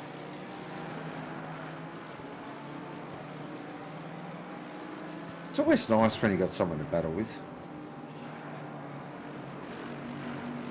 Yeah, doing these 90-minute races theoretically is optimal if you're just in open air, just driving by yourself, driving exactly how you need to, but it is a boring thing you can possibly imagine. So having someone around your pace to race like this is always good fun. It makes these races much more enjoyable. That's what we're here for. We're here for to race, as we're watching Buskers trying to get up to the back of Bishop to make a move, catch Canero, and make up the time he's lost from his pit stop. I don't know what's happened to Canonero here, but this second stint, he has all of a sudden found something. He is flying in that Porsche at the moment. It just seems that Busquets is struggling a little bit. Bishop, of course, does not have to move over at all. This is her position, so he can make that Aston as wide as he likes, which in the Aston is quite easy to do. Another car that I'm actually starting to drive more as well as the Aston. It's just a bloody nice car to drive. This will be killing. Oh. Strategy. Like, and Bishop is not entitled to do anything to help him. Rightly so. Oh, Atkinson with a stop go 30. Ouch. Ooh, I'm going to say what Pro-Am leader or one of our top Pro-Ams in this race so far, doing a great job. Been in the top 10 pretty much since the start, and that's going to completely eviscerate that. And unfortunately for the McLaren driver, GTR, as I said, Aston is definitely no slouch down the straights, but it's a good run here as he's got the fresher tyres potentially and the draft. The GTR needs going to go up to the side and surely be done. And he brakes later, hold the inside line, and does everything he needs to. But look at how far he's dropped from Canera already. And we're just going to go back over that. Eviscerate will be the word of the day today. It's a good word. It is a good word. Ooh. Steady on. Watching Loz come up to the back of Fisher here in the Mustang. Clearly had a bit of airback speed there. Managed to pull it up. See if he can actually make any headway through Atkinson Begets enough to actually out-drag the Mustang. The next corner. We'll see. Surely, Austin, you're hilarious. It's one of the best jokes I've heard all evening. I won't quit my day job. Yeah. Yeah, definitely. I wouldn't. Arno looked like he is driving. Like he's probably taking tyres at the stop as well. And had a decent race so far. And he's got the run on Jai Fisher. Cleanly past the number 18 AM driver, AM leader as well in the championship, doing well. Showing a lot of pace out there. I think I was just going to say, I think Fisher just rolled out of the throttle on that one as well. Knows that this isn't his fight. Of course, our top AM driver in the top 10, if you don't mind umpire. So fantastic drive here from Fisher. So he should be absolutely stoked with that. Yeah, a bit of love, I think, for Fisher, definitely. Might get himself a Pro-Am promotion, to be honest, at this rate. He sees he's 50. He's got twice as many points as the next AM driver in the championship. Yeah, I think that shade of red will turn to a shade of black very soon. Yeah, usually at the halfway mark, there's a little bit of a reclassification. It is all.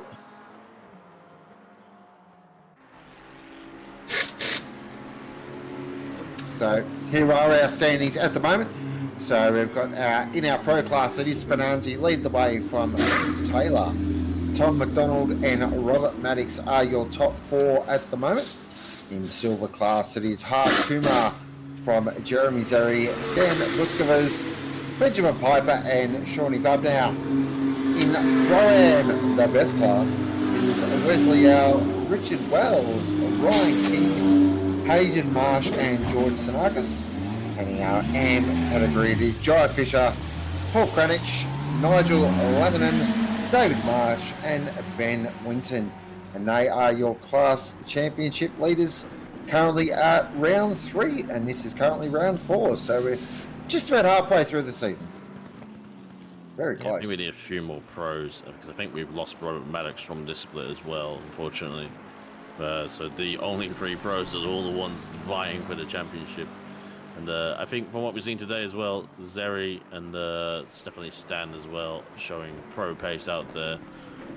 But we shall leave that to the race directors to say the least. The people that are a lot smarter than us. Yeah, low bar. But... yeah, good point. Here is our leader. Style machine company smarter than us. Here is our leader, Spinanzi at the moment. Beautiful race so far. Absolutely drove that True Blue Mustang beautifully. Just a nice, clean, kept his nose clean. Really smooth as well. You're just looking at the attitude of the car and it's not moving around. It's not sliding. Just got that thing on absolute rails at the moment. As he heads off towards Abbey. Does. Exactly. Costa. McLaren squared.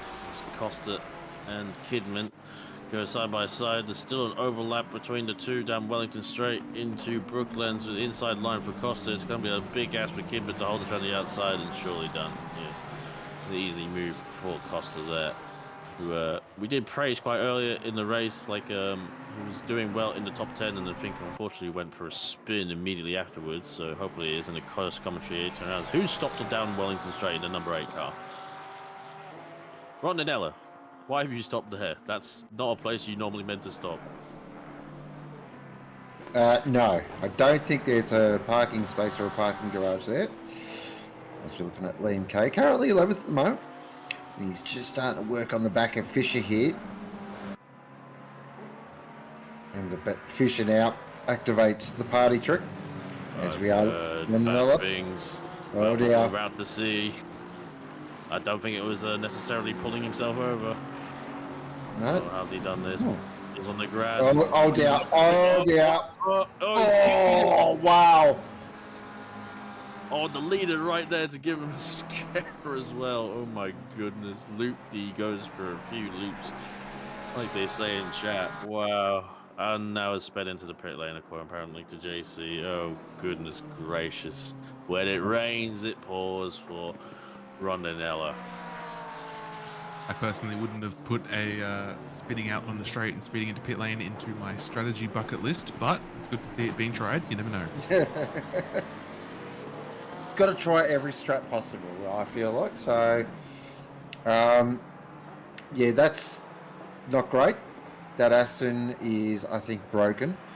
And then, yeah, sped into the pit lane. That's some real JC areas there. Ooh. I love you, JC. It was a As we're moving on now, back on board with Kay here. He is chasing on the back of Fisher. Tell you what, I was thinking about my driver of the day because we've got 32 minutes to go, and I think it's already locked up. Fisher has just done a magnificent job.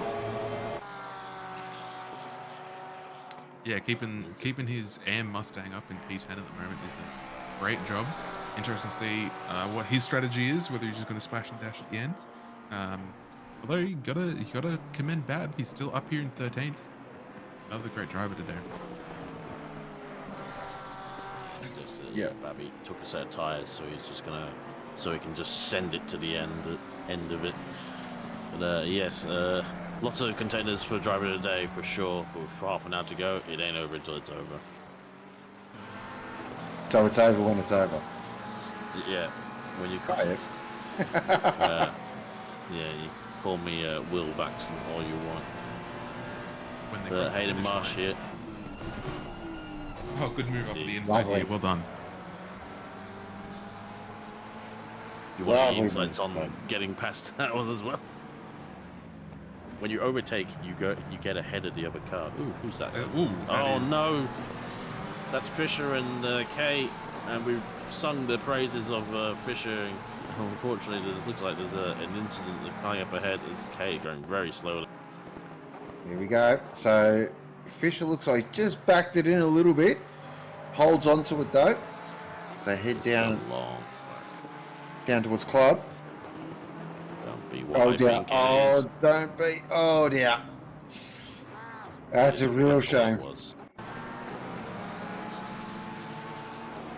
Yeah, unfortunately, I think he just tried to pull it up into the apex, and then all of a sudden, there's a huge sausage curb there, and Porsche went airborne, and brakes don't work anymore. Fun fact. Maybe that's the downside of Porsche brakes. You get a little bit cocky kid. Yeah. Look, I'm You can't not going defend to that deny one. that. I can't deny that one.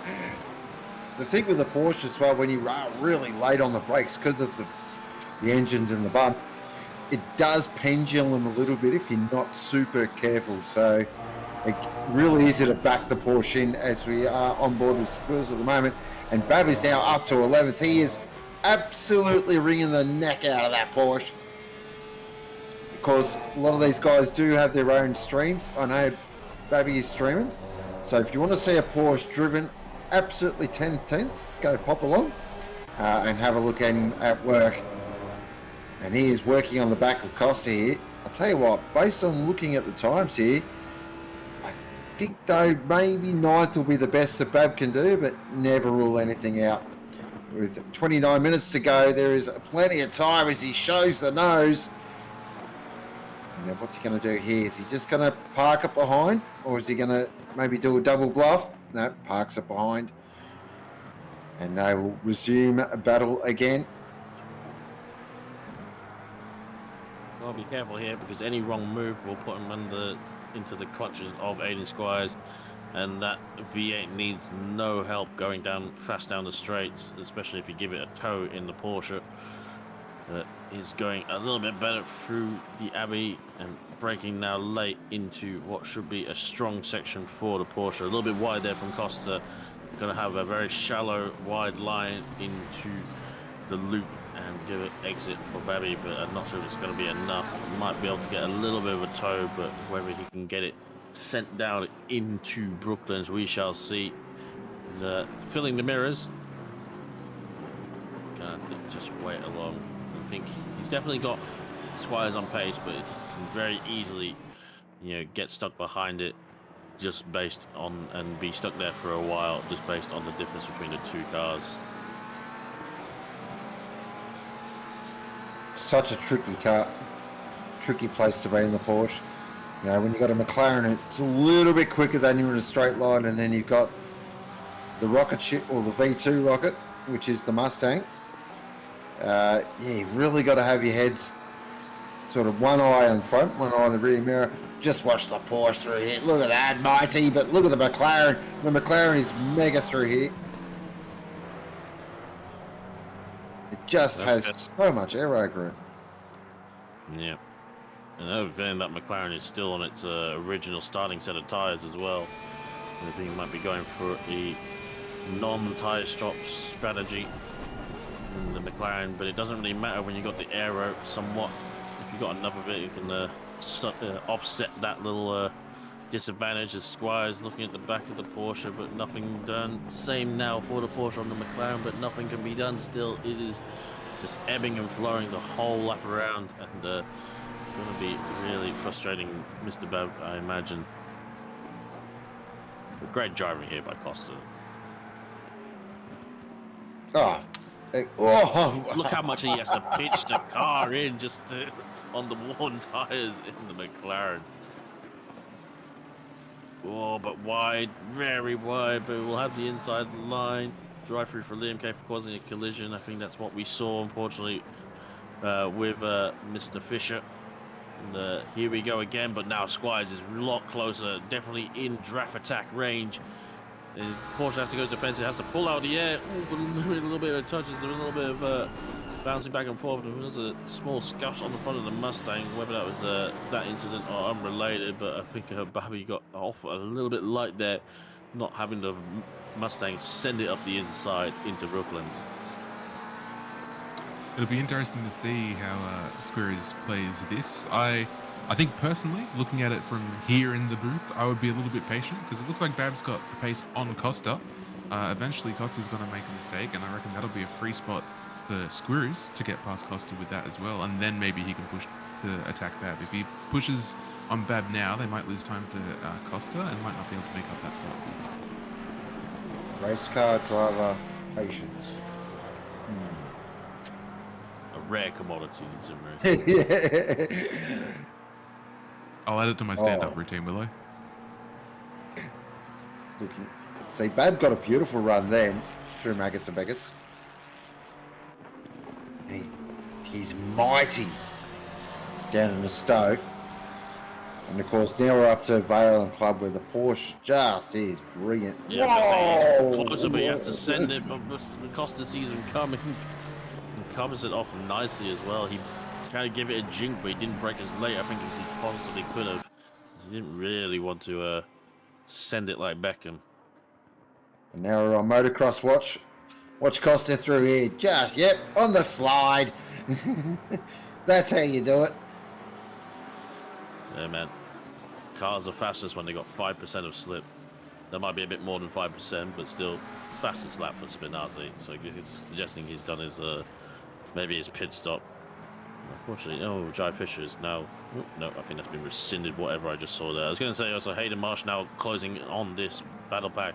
Does have a 10-second penalty though, so even if he makes move, it's unfortunately not going to really amount to much for the Ferrari driver.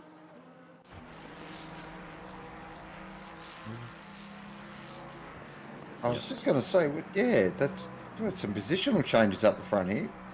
These guys are teammates, and I don't think this will be much of a contest. No, this is a bit of a got that foregone conclusion. Oh, oh look, and down the inside he goes like it was a real move. What was on? Yes, I think that is the red arrow formation to say the least. So now it'll be interesting to watch what Chris Taylor does, whether he comes in for the similar strap. Oh, we watched it the whole time, and now Costa's made a mistake. Yeah. Curiosity. So let's have a look here. So, yeah, so I think Costa's made a mistake before that.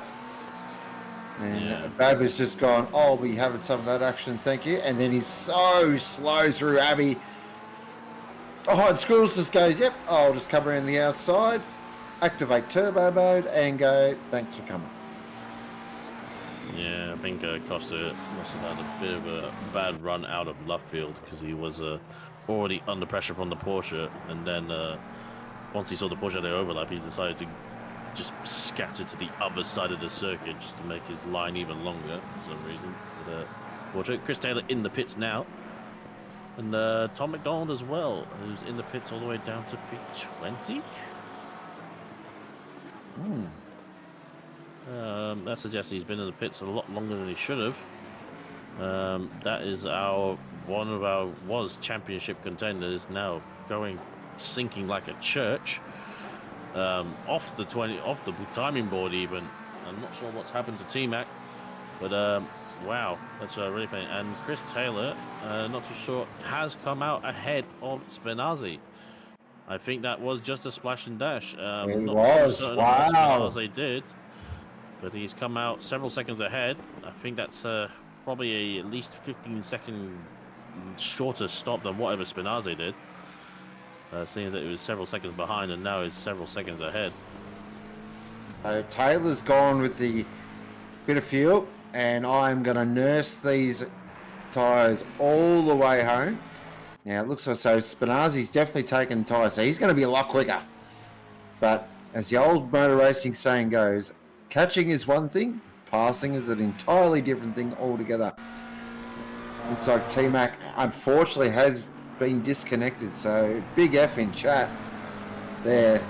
Never good that as Shawnee Bub now. Currently in 14th position as Fisher made a slight error there at Cops. And Bub now goes, I'll be having some of that, thank you. Just to mention this actually, because we didn't mention at the start, Split Red will be starting 15 minutes later to allow for the obviously longer run time of the first splits. So don't worry, we're not going to be missing out too much on Split Red. We might miss their qualification, I'd wager though. Split Green, you mean?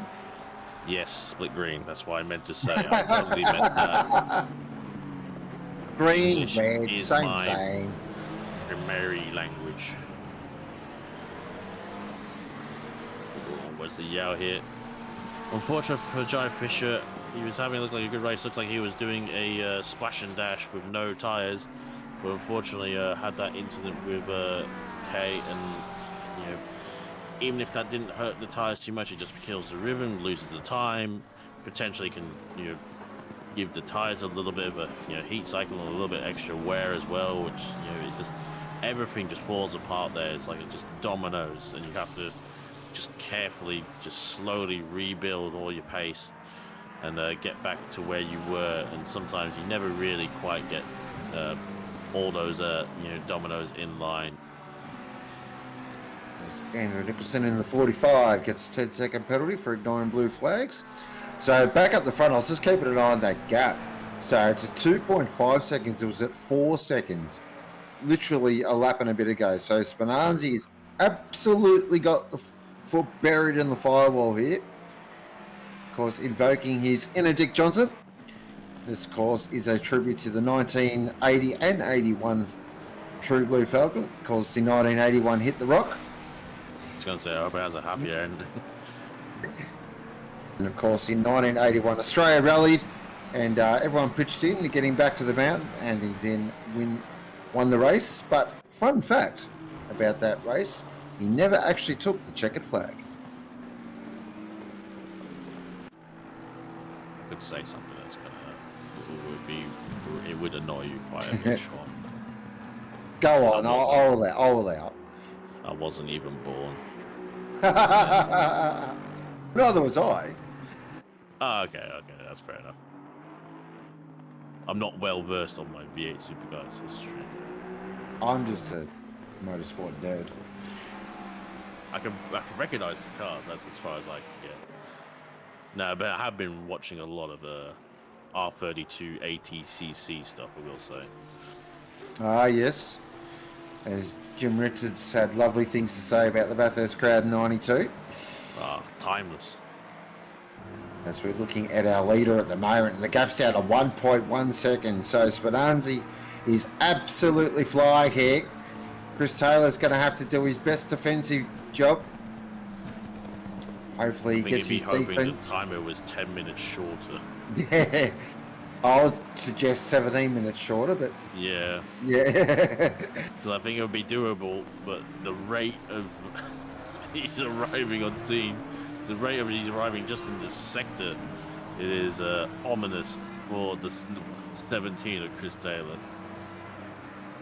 The thing is, though, all Taylor really has to do is pop that Mustang in the right spot, make sure he hits his apexes, and wow, okay. Yep, throw that out the window. He's defensive, very defensive. Spinazzi's going to try an over and under here. But Taylor just 13 minutes on those tyres. See that though? Taylor, that was really clever. Just parked it on the apex beautifully.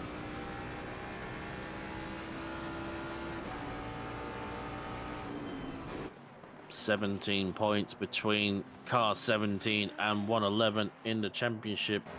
The blue car has the championship lead, doesn't have the race lead so far, but after his win at Suzuka has been truly on form, has Matthew Spinazzi, and is going to be giving Taylor everything. Real shame to lose T-Mac as well, not just from this race, but also potentially from this championship 5. We do have a drop round, but you know, unfortunately, I think it's going to be not enough. And Spinazzi with the grip, it's just better. He can just carry the speed. There's nothing Taylor can really do about it other than drive to what he has underneath him. And the True Blue Ford is all over the black and green Ford of Chris Taylor. There is traffic up ahead, and hopefully it remembers it is traffic and gets out the way as they're running side by side now into Hanger Straight, down into Stowe as well. Chris Taylor has the inside line. Zoom in on the camera lens as ACC replay cameras are useless as ever still. And the Here we go. Ford Mustang goes up the inside, but it's still a better line. He just has the grip and the traction. Chris Taylor holds it around the outside. He's doing everything to defend it. The lap car gets out of the way off track, and Chris Taylor does an excellent job to retain the lead through the Vale chicane. But his days are surely numbered. Great bit of driving there from Taylor. That was fantastic to watch. Just really, that is exemplary defensive driving. Just placing the car absolutely perfectly. Oh, here we go though, Spinazzi. He's going to have a move up the inside. It's very tight. But again, Taylor is just making that car a little bit wider, and Spinazzi just cannot get past at the moment. This battle is fantastic. And two different strategies. So we've got Taylor, who's on a very, very used set of Pirellis. And we've got Spinazzi, who's got a fresh set of boots. And you can just see the grip advantage. But I've always said, it's one thing catching, it's another thing passing. On board now with Spinazzi. Listen to that beautiful V8 sing. Another thing about the Mustang as well, it actually doesn't mind a rev. Oh, look at the speed he carries through Copso. Massive speed. But again, he's in the wrong position. This is Baggett's to Beckett's. Got to tuck it back in. Yeah, good driving from Chris so far. He's hitting the markers that he needs to hit. Spinazzi's certainly going to be pushing very, very hard to try and get past. He's just got to find that one opening. But yeah, Chris has been putting his car in all the right spots, giving him as much room as he needs, but not a centimetre more. So as we come into the corner here, Spinazzi around the outside, but it looks holding it, and he's going to have the inside for the next line. Chris pushing him. We'll see who breaks later, but I think this might be Spinazzi's corner. Chris holds it around the outside again, keeps it on the inside. Does he get the drive out of this corner? Too wide through here, difficult, but manageable. Ooh. Well held. That play on. It was a bit rough, bit tumble, but play on. Good racing so far. Keep it clean, lads. 100%. Brace on from that. It was a little bit generous, I think, from Spinazzi on the second part of the Vale chicane, as Chris only just had his bumper in it, but they left in the room and managed to retain like he did on the lap before as they come now through the loop. The True Blue Ford with its pressure tires, it's just so much better on traction exit in the Mustang, where it's normally not been its strongest point. He's too far back to make a move, but he's just trying to psych Mr. Taylor out, and it's gonna be everything on the line for Chris. He's doing, to be honest, he's doing so much of a great job right now just to even still be ahead of Mr. Spinazzi. He's really showing us what his racecraft is like and why he is so highly regarded. Spinazzi now going to try and go around the outside of Cops. Not recommended. Oh, Taylor, he's just... I really don't know how he pulls that up. Now into Maggots and Baggots again. 12 minutes remaining on the clock. Perfect day here in sunny England. 23 ambient, 31 track temp. Perfect conditions for racing. And we've got an absolute rip snorter up the front. I did call this. I said Taylor and Spinazzi are going to have a battle, and that's what they are doing at the moment.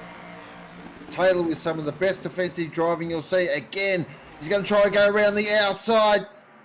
Surely not. Oh, he's far enough up this time. He's just got to make sure he breaks this nice and straight. But Taylor sends it back again.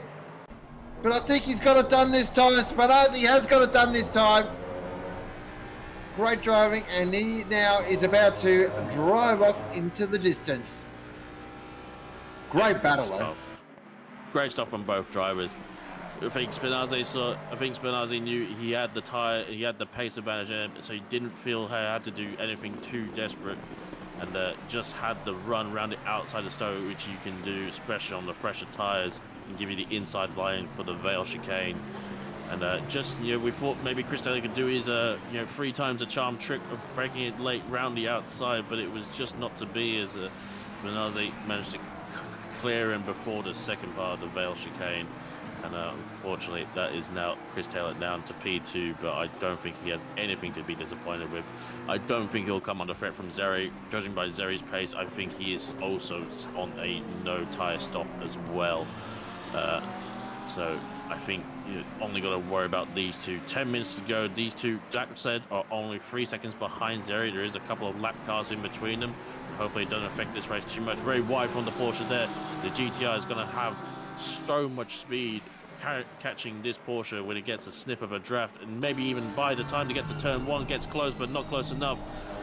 Porsche goes a little bit wide. We did see good pace from Canonero when he did take these tyres initially over the GTR of Stan Bascovas, but I think it's paying dividends a little bit here at the end, as the Porsche may be ruining a little bit of too much too early on his tyres, and the GTR driver of Stan is really on it right now, both taking absolute liberties with the tracks. Definitely Stan is got the GTR hooked up. Now the Porsche. There's Zeri just to the head. They can see the podium. Smell the podium. Taste it. So I think. There's a Paco Rabanne. Now I think Canonero as well. I think the Porsche's in that stupid window where the tyres feel horrible. And now as you can see, just on the attitude of the Porsche, it's just shaking its bum a little bit, Shakira style. Or as I like to say, the natural stance of the Porsche. Blimey. Stand now. Absolutely hustles the GTR through Abbey. Now down into the loop. And funny fact, do you know the loop simply refers to as the shape of the corner? There you go. As we're back on board here.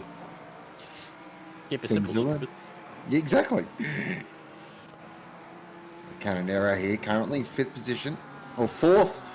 5th or 4th? I never understand this thing. Yeah. I'm not too sure on that one. I think when drivers have a certain high ping, they kind of appear, when it's in close proximity to other cars, ACC is rubbish. I don't know. Whatever. Yeah, but yes, they are 4th and 5th respectively, with the taste of the podium just up ahead, and there's more than enough time for them to catch. But which will? That's the thing. They got to fight it out between themselves still. And I think Canonero's got the pace, but the problem is it just takes one small mistake from the Porsche driver, and the GTR is there ready to pounce in the draft with the boost military settings it is in the GTR, and it's just gonna gobble him up when it comes to any straights. He is pushing. He's not taking it easy in the GTR, but I think he's the Porsche driver is having to work harder for his pace, to say the very least. Yeah, definitely. He's very deep on the brakes and just tips it in. Driving to the Porsche strength, which is great. It's super late on the brakes. Carry as much corner speed as possible. Maximize drive traction, and then pray. Where the GTR, you sort of got to brake that a little bit earlier. Make sure the front grips up, and then hit its turbo boost stupid acceleration mode. So they do generate their lap speed very, very differently. So we drop back now to Wesley Yard. Now it looks like that is King just in front of me. So a great battle here for 13th and 14th. And yeah, just look like he's got a bit of a pace advantage over King. So come through Maggots and Beckett's now heading off down towards Stowe and Vale. Such a British name for a corner, but back with this battle because Stan shows the nose. Thinks better of it. Tucks back in. They are catching Zeri, but if they start battling, costing each other time, they're catching him, but not catching him by as much as I think they would want to, especially given their fresher tires. And Zeri, really seeing them lift their game as a driver in this series, especially in the Mustang, and they're really proving their abilities out there, I will say. Yeah, maybe not having the pace of Taylor and Spinazzi, but he is. I don't think I would highly doubt he's on a new set of tires. I believe he didn't take tires at the stop, and is just showing just enough pace out there to keep these two at bay while they fight. It's now back up to 2.5. It did get down to 2 seconds towards the end of the last lap, but it's now back up to 2.5. And while these guys are not even fighting that much, I think Zeri might have this on pace alone, but 6 minutes still left to go. Plenty of time, but Zeri, yeah, driving it nice and straight. And that's all he has to do, because these two are throwing haymakers at each other. So he doesn't have to keep looking in his rearview mirror, which is always a positive thing. But you can I think Catanero, though, is just seeing that green Mustang close in a little bit, and now it's right. Let's get the head down and chase after this Mustang, because anytime there's a podium on offer, you absolutely go for it. And he's a Pro-Am as well, so who wouldn't want a podium as a Pro-Am, even though I think that's going to have a shade of silver very, very soon. As we drop back now to Phil McCulley. And I believe he's currently our top AM at the moment. So great drive in the Merc. The only car that can go the whole distance. And currently in 20th position, so that's a fantastic drive. Yeah, very good day. Very good day out for Phil. As you see, Kumark's still out here trying to make up his positions. I'm sure he'll get this position done fairly soon. As we're going through Maggots and Beckett's here. Drive-throughs for track limits, I will say. Yeah, they've been very well behaved. Good work. Well done, Cam. 4 minutes And left. now, yep. And now we'll see a spate of drive-throughs. Look, when I get my 5th in like the first 5 minutes, I need to remember that split yellow were just as bad as me. So I'm trying to egg them on. Speaking of egging on, is Stan Buscovy. He's a lot closer through Maggots and Beckett's on this run, and surely going to have a good pull from the Porsche. Now, giving a bit of a flash as well. Hopefully they don't do that too much, because that's kind of not too in line with regulations. But he's going to have sent up the inside. Caranero is trying to hold it around the outside, goes a bit deep though. He's really held up wide, and unfortunately the GTR has already cleared him by the time the exit of Stowe. So great job from the GTR there to get up into P4, and 3 minutes 45 seconds to chase down Zeri in the Mustang. Big ask for Stan Buscovis. Once they go through this that next timing beacon, we'll get an eye of the gap. And we'll definitely keep an eye on that as we're back here with Costa. Andre, currently in 9th position. Again, solid drive. And he's got Squirrels there right in front of him. And Babwatch in 7th position. That is a storming drive. And that has ticked driver of the day off, I think, personally. Wow, what a drive. There he is. In the Big and Chicken Porsche. Remember, started from the pit lane. Yeah. And up to 7th. Crazy drive. He's back with Costa at the moment. Now, I think he's closing a little bit back on Squirrels here. But again, we're seeing with the Mustang, you've just got to literally move it half a metre over, and the thing is virtually impossible to pass. But that McLaren, look at it, under brakes and through this Mickey Mouse stuff. Just with its aero mechanical grip, it's got so much more than the Mustang. You were thinking before that the Andre Costa hadn't taken tyres based on the body language of his car, and Squires has. So this is quite interesting to see. Now he is the one. Squires is now the one who should have fresher tyres. Now under pressure from the car that has what should be 1 hour and 28 minutes old tires, but very much could be wrong on that factor, I will say, because we still play guess the strategy here in the comms booth. Get all the strategies, throw them up in the air, throw a dart at them, and yeah, we'll go with that one. So we've got 1 minute 47 remaining. So getting to last lap territory here. Here is our leader, Matthew Spinante. Beautiful race. Did have a nice battle there with Taylor, but once he got that job done, it has been head down and a fantastic performance. We're back with this fight between Costa and Squirrels. Squirrels is definitely closer. Let's just watch this under brakes. Watch what this McLaren does. Just go yum, yum, yum, yum. Oh, backs it in, motocross style though. That won't do the rear tyres any good. Yeah, that was a case of having aero grip but not mechanical grip. And it just slid out wide a little bit. We are going to have another lap. I don't think the 111 of Matthew Spinazzi can sit around for 55 seconds at the line. And we hope anyone hasn't timed their fuel a bit, calculated a bit too tightly. You shouldn't have, since everyone pretty much had to do a stop. But Stan's had a bit of a moment there. I was going to say a little bit slow into the last corner. Has really lost it, and Porsche has come back right at him. A major moment there for the GTR driver. Not sure what happened there. Lovely there though from Canonero. Just good heads up driving. Saw the opportunity, went for it. Here we go. We've got ourselves a replay.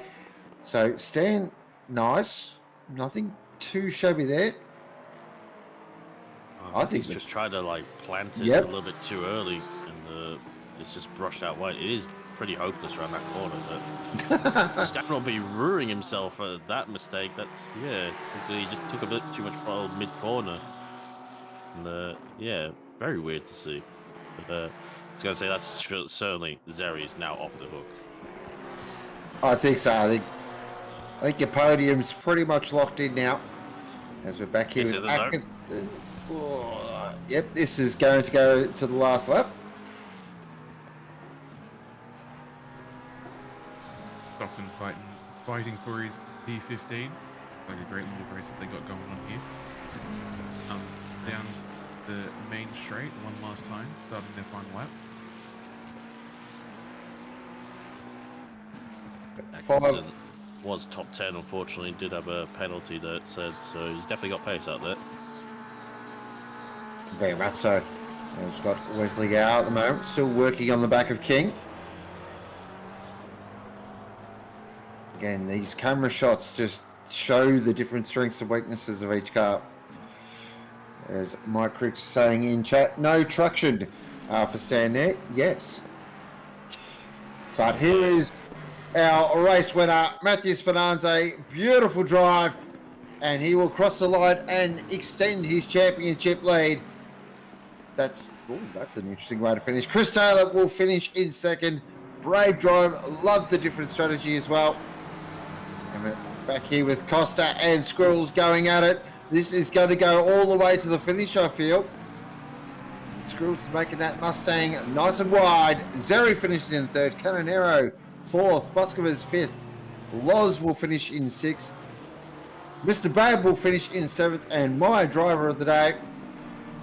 But back here with Costa. Can he get this done? But I think Squirrels has done enough here. And he's going to hold on to that eighth position. Costa will finish in ninth. And Marsh there in 10th. But he's got a 10-second invoice. So we'll, of course, wait for the rate results.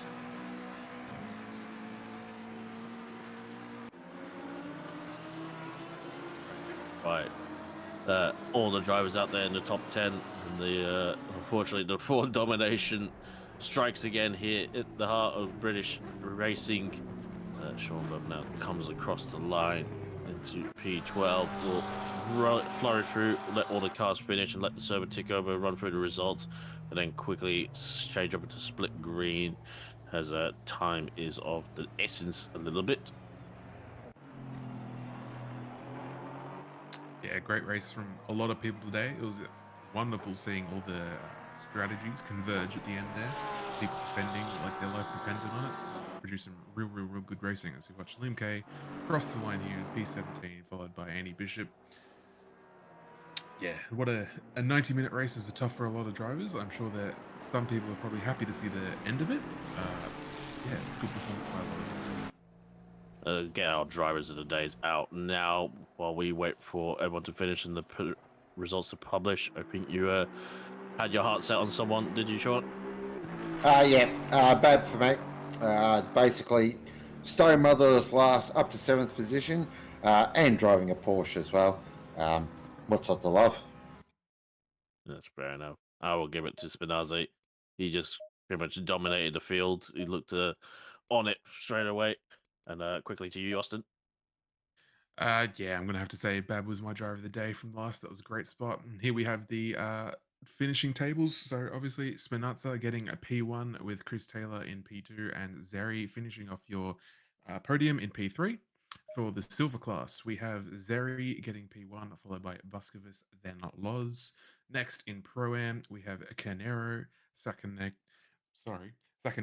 and Marsh for the Pro-Am podium. And in Am, we have McCulley, Fisher, and Lammerman. What a race, guys. Yeah, definitely. Great race. Great race. We'll wrap it up there for Split Yellow and quickly transfer over to Split Green. Sean, Austin, thank you so much for joining us in the comms booth. We'll be back in a short period for Split Green. Thank you. Have a good one.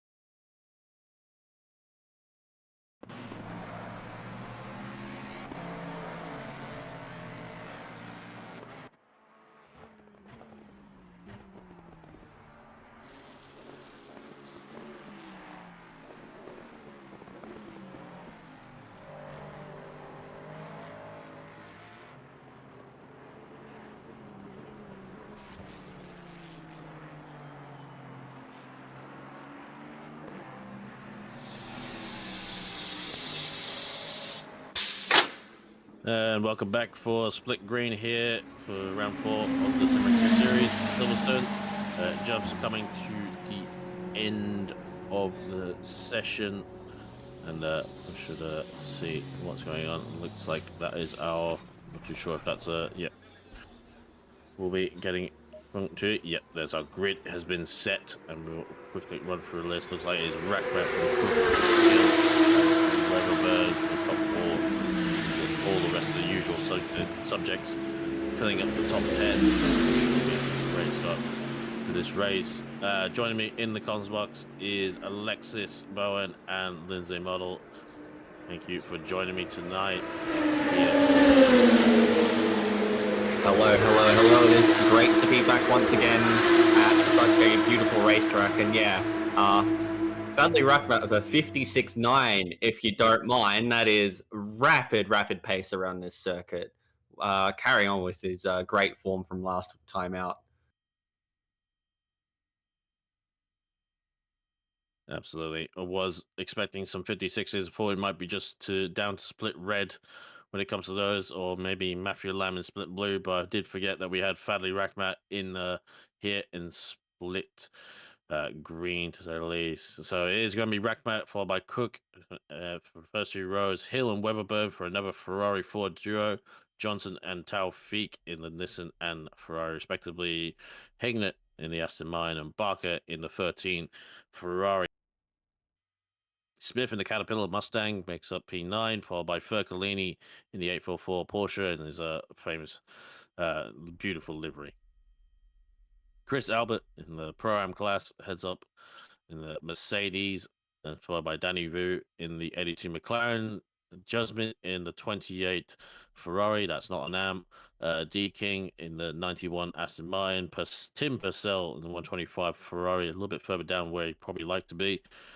John Carter as well in the Aston Martin 22 P16, Ben Wittner in P17, Wong in P18, followed by Kong in P19 for the Ferrari. Championship leader Pascal Armstrong in P20 for car 20. J Rad in P21 for the McLaren, followed by Rando in the Aston Martin for P22. Tim Wright, I believe, in the Ford Mustang, the 67, P23, and Austin in 24th.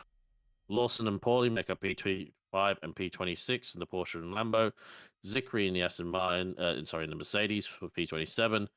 Keen in the P28. Ning Chan and Beaton for 29 and 30, and I believe that is all our runners for tonight. Yep, a nice even round 30 for Split Green tonight, and an hour and 30 minutes for this race coming up. Very, very long one, but it should be very, very exciting. And of course, it is very, very exciting having a new commentator for the Sprint Series in the box too, isn't it, Lindsay? Yeah, definitely. I'm excited to be here. I'm excited to see how this race goes, and thank you for having me, guys. It's great to have you on board, of course. We commentate the Octane Online Racing F1 24 Legends Series on Sunday nights over on Twitch. But right now you've got a bit of a taste of what that series' commentary is like, I suppose. Yeah, I definitely think it'll be a bit of a change of pace for me. Never done any ACC commentary, so definitely gonna just pick my moment, and just get into the groove of commentating with you guys in ACC. Sure, you'll be a very, very fast learner, but we are on to our formation lap here for an hour and 30 minutes at the fantastic Silverstone circuit. Current championship leader Brad Cook sitting there in second behind late entry into this split Fudley Rackmat. He'll be looking to continue his upward trajectory closer to the top of the championship. He currently sits in 7th after his race last time out. Great job here by Jacob Webber and Graham Hill. Pro class cars, but definitely big improvements in these last few seasons. Got the GTR of Johnson right behind him in the Castrol colours, which are going down very well with certain people of a JGGTC persuasion. And yeah, Fadley, one to watch as I think it was good that we got Fadley in it, because Brad Cook was kind of having his own way a little bit, and might be a little bit of a return serve for the Ford Mustang driver. We know how quick Fadley has been, absolutely dominated at Suzuka. Actually, no, I didn't say. That wasn't quite right, was it? As I think he suffered with a penalty towards the end. And yeah, it's going to be interesting to see what happens. But yes, no mandatory stops. 90 minutes on fuel. I think apparently some cars can do it without doing a stop for fuel. I don't think we've seen many people actually put that to the test. It's just generally been easier to take tires, have a safer race overall, having the car underneath you rather than falling off towards the end. Well, we just saw that in the split yellow race just then, with Spinazzi taking it out with the tyre stop, managing to get past Chris Taylor, who chose not to take the tyres. So it's certainly doable either way. But I think most drivers will take the safer option and go for the tyre change. May be a bit longer in the pit lane, but you'll have much better tyres from the end of the race. We are coming around the final corner now at Luffield. We'll have Ruckmat from Cook, Hill, Weatherburn, Johnson, Taufik, Hignett, Barker, Smith, and Turcolini. Your top 10 for 90 minutes, the Silverstone circuit. A beautiful English summer day, 23 ambient, 32 track. Will come up to the line very, very shortly, and we are, wait for it, underway here for Split Green. And it's a beautiful start for Valley Rackmat. Gets immediately clear of Cook through Cops. It can be very, very tight, very, very congested, but the top 10 have definitely gotten through nice and clean. Now, through Maggots and Beckett's, this is where a lot of your incidents can happen going side by side. You have to get single bars nearly there. The Aston Martin of Carter nearly getting into the back of, I believe that is Albert there. managing to just sneak on through, and they're still side by side as they come out of Chapel Curve and down the Hanger Straight, and they're still going out. A little bit of budging if they spun around. No, they have not. But out front, it is still Ruckmut from Cook, and then Weatherburn's actually gotten the jump as well. So that's a brilliant start from Jacob Weatherburn. Yeah, as they come now down to Vale, the second danger zone on the lap, somewhat here at Silverstone. Probably everyone gets through cleanly. It has been a pretty clean start here from Split Green, very well behaved, and I'm not seeing too many yellows out there towards the end, so looks like they've done the job here as well to show up Split Yellow. But yes, a good start here from Rackmat, ahead of Cook, and Weberburn jumping, getting ahead of Hill, who also Taufik behind him gets ahead of Johnson, which would be a big game because getting stuck behind that GTR is going to be very difficult here. See now the 13 of Barker going through the Abbey sort of S, very fast corner coming now into Village. Oh no, as I said it too soon, Van Danny Vu and Furcalini appear on site. We need to get another replay on what happened there as they all go out, and I think we've got a subsequent safety car, so everyone definitely going slowly. Not too sure, but I saw the McLaren and the Porsche of Danny Vu and Damiano Furcalini skipping across the grass. Suggests they've come together somewhat through the second part of Abbey and sorry, I should say farm, and yes, that's really what we don't like to see. And I think that was it just Albert that got caught up in that? I'm not too sure if any other casualties were involved, but we've got a replay now, we shall see. So a bit wide from Damiano, gets a bit slow. Vu is arriving on scene a little bit, goes at the inside. I'm not sure if they know they're each other there, and Barker that gets taken out, and that was oh dear. Yeah, just a bit of a unfortunate moment there. Just a little bit of contact, and it just sent them both spearing off to the right there, and sadly collected one of the other cars as well. So that is going to be difficult to recover from. A little replay. Oh dear, there's a little bit more caught up there. I think Purcell was involved in that. Yep. Oh dear. We're in the safety car, and I think some people haven't realised it. Yeah, that was going a bit slowly at that point. I think the one thing we can be glad about is the fact that this is a game and not real life, because if that contact with Vu, Turcolini and Barker occurred in real life, this would probably be a red flag, and a lengthy one at that, because that was nasty.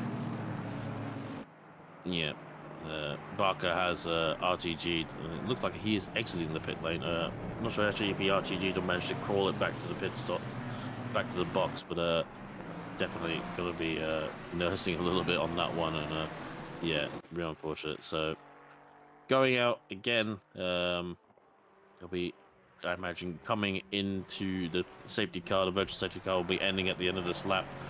Probably going again a little bit cleaner, but you know, maybe gives Cook a little bit more of a second chance at Fadley Rackmat. You know, I think Rackmat's got pace out there, and Cook wants to make sure he doesn't get too far away that he can't do anything in the pit stops. Yep, that's it. So we'll keep an eye on when Rackmat chooses to go, but it will probably end up being after the final corner, second to last corner, really, at Luffield. Yeah, and I think the restart will be crucial there with Cook right up behind him on the restart. So there's always a bit of pressure there when you're leading the way with a car right behind you to get a good jump so you don't end up getting jumped. And with the way that Mustangs are in a straight line, it's definitely going to be hard to get back past if Rackmat doesn't get it right. Looks like he has got it. Yeah, got it. He has got it really right there as Rackmat. That is an expert restart, as you'd expect from someone of his skill level, of his caliber. And honestly, I think Cook's under a little bit more pressure from Weatherburn, although they all go off track. You got to keep an eye on those track limits around here. Drive-throughs are pretty easy to get, although from what I heard, Split Yellow is actually pretty clean on them, so let's see what happens. But through Maggots and Beckett's, Cook seems to have good speed, but just gets a little bit of that dirty air coming out of Beckett's, and now it's just stagnated the gap between the three of them.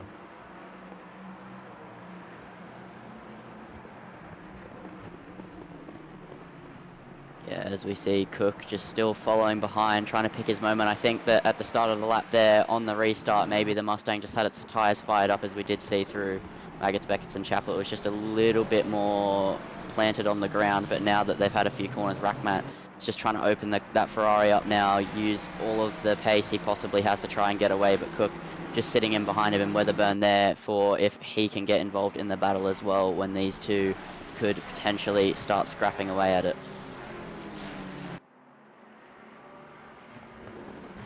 A weird movement there with the net code for Cook, but he's still facing in a straight line at the moment, and yeah, he's definitely in a position to potentially attack. He just has to get those exits right, and at the moment the acceleration of that Ferrari is giving Rackmat the upper hand. But down the Wellington straight here, Cook is gaining, he's gaining, but it's not going to be enough. I reckon he's going to be holding on to the back of that Ferrari for maybe one more lap before Rackmat starts to break clear a little bit more.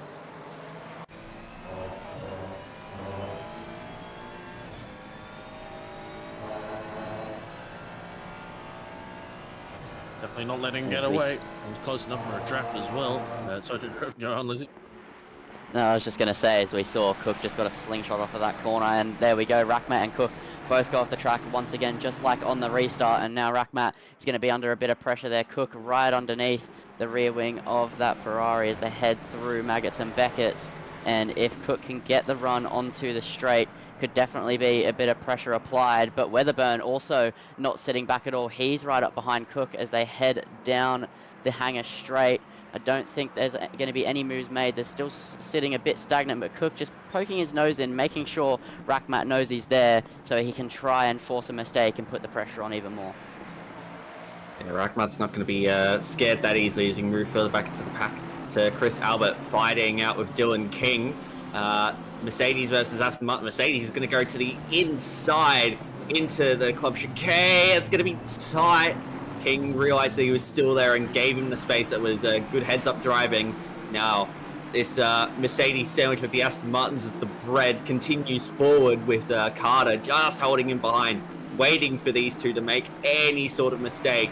And you can see that Albert just not quite getting the run on the Hamilton straight. And now, through Farm Curve, Carter now can't quite get this speed. It's just ebbing and flowing, and look at how tight it is between these drivers now. You've got Jusman getting involved in this as well, but can't force a move up the inside of Carter, probably for good reason, as that looked like it would have been very, very tight. But now, Albert, once again, very, very close to the rear end of King, has the slipstream. Is he going to go for a move at the end of the Wellington Straight and Brooklands? I don't think he is. So he's going to wait a little bit longer. There's still an hour and 21 minutes to go, so that's probably the smart decision to make. But it is very hot and feisty here in Silverstone.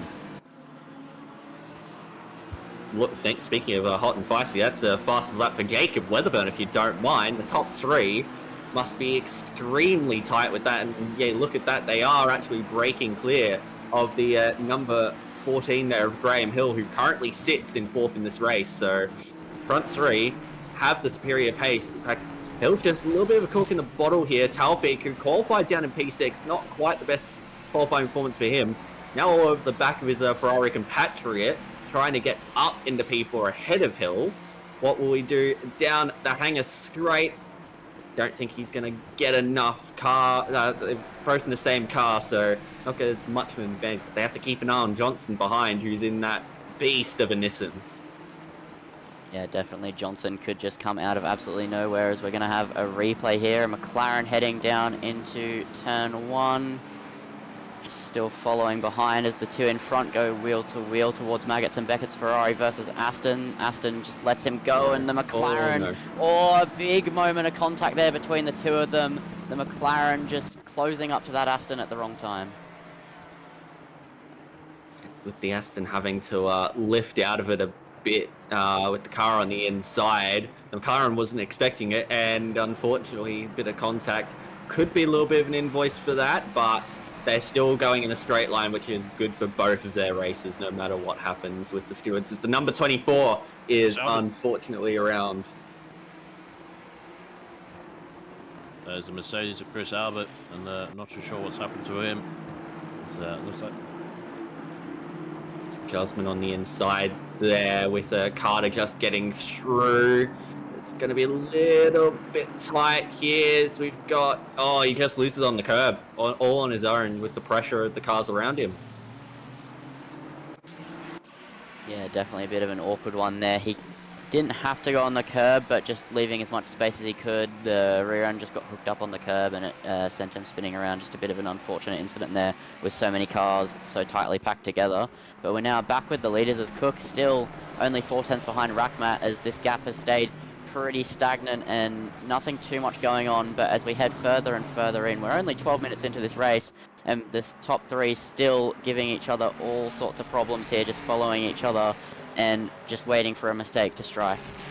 I think if there were drivers to take tyres in this race, it would be the two Mustangs. The Mustang historically has been very, very poor on its tyres, and given that they're holding in the dirty air and the slipstream of Fudley Ruckmat ahead of them, it would not surprise me if they're the two that go for tyres out of this top three, and Ruckmat potentially tries to just go for fuel in this one.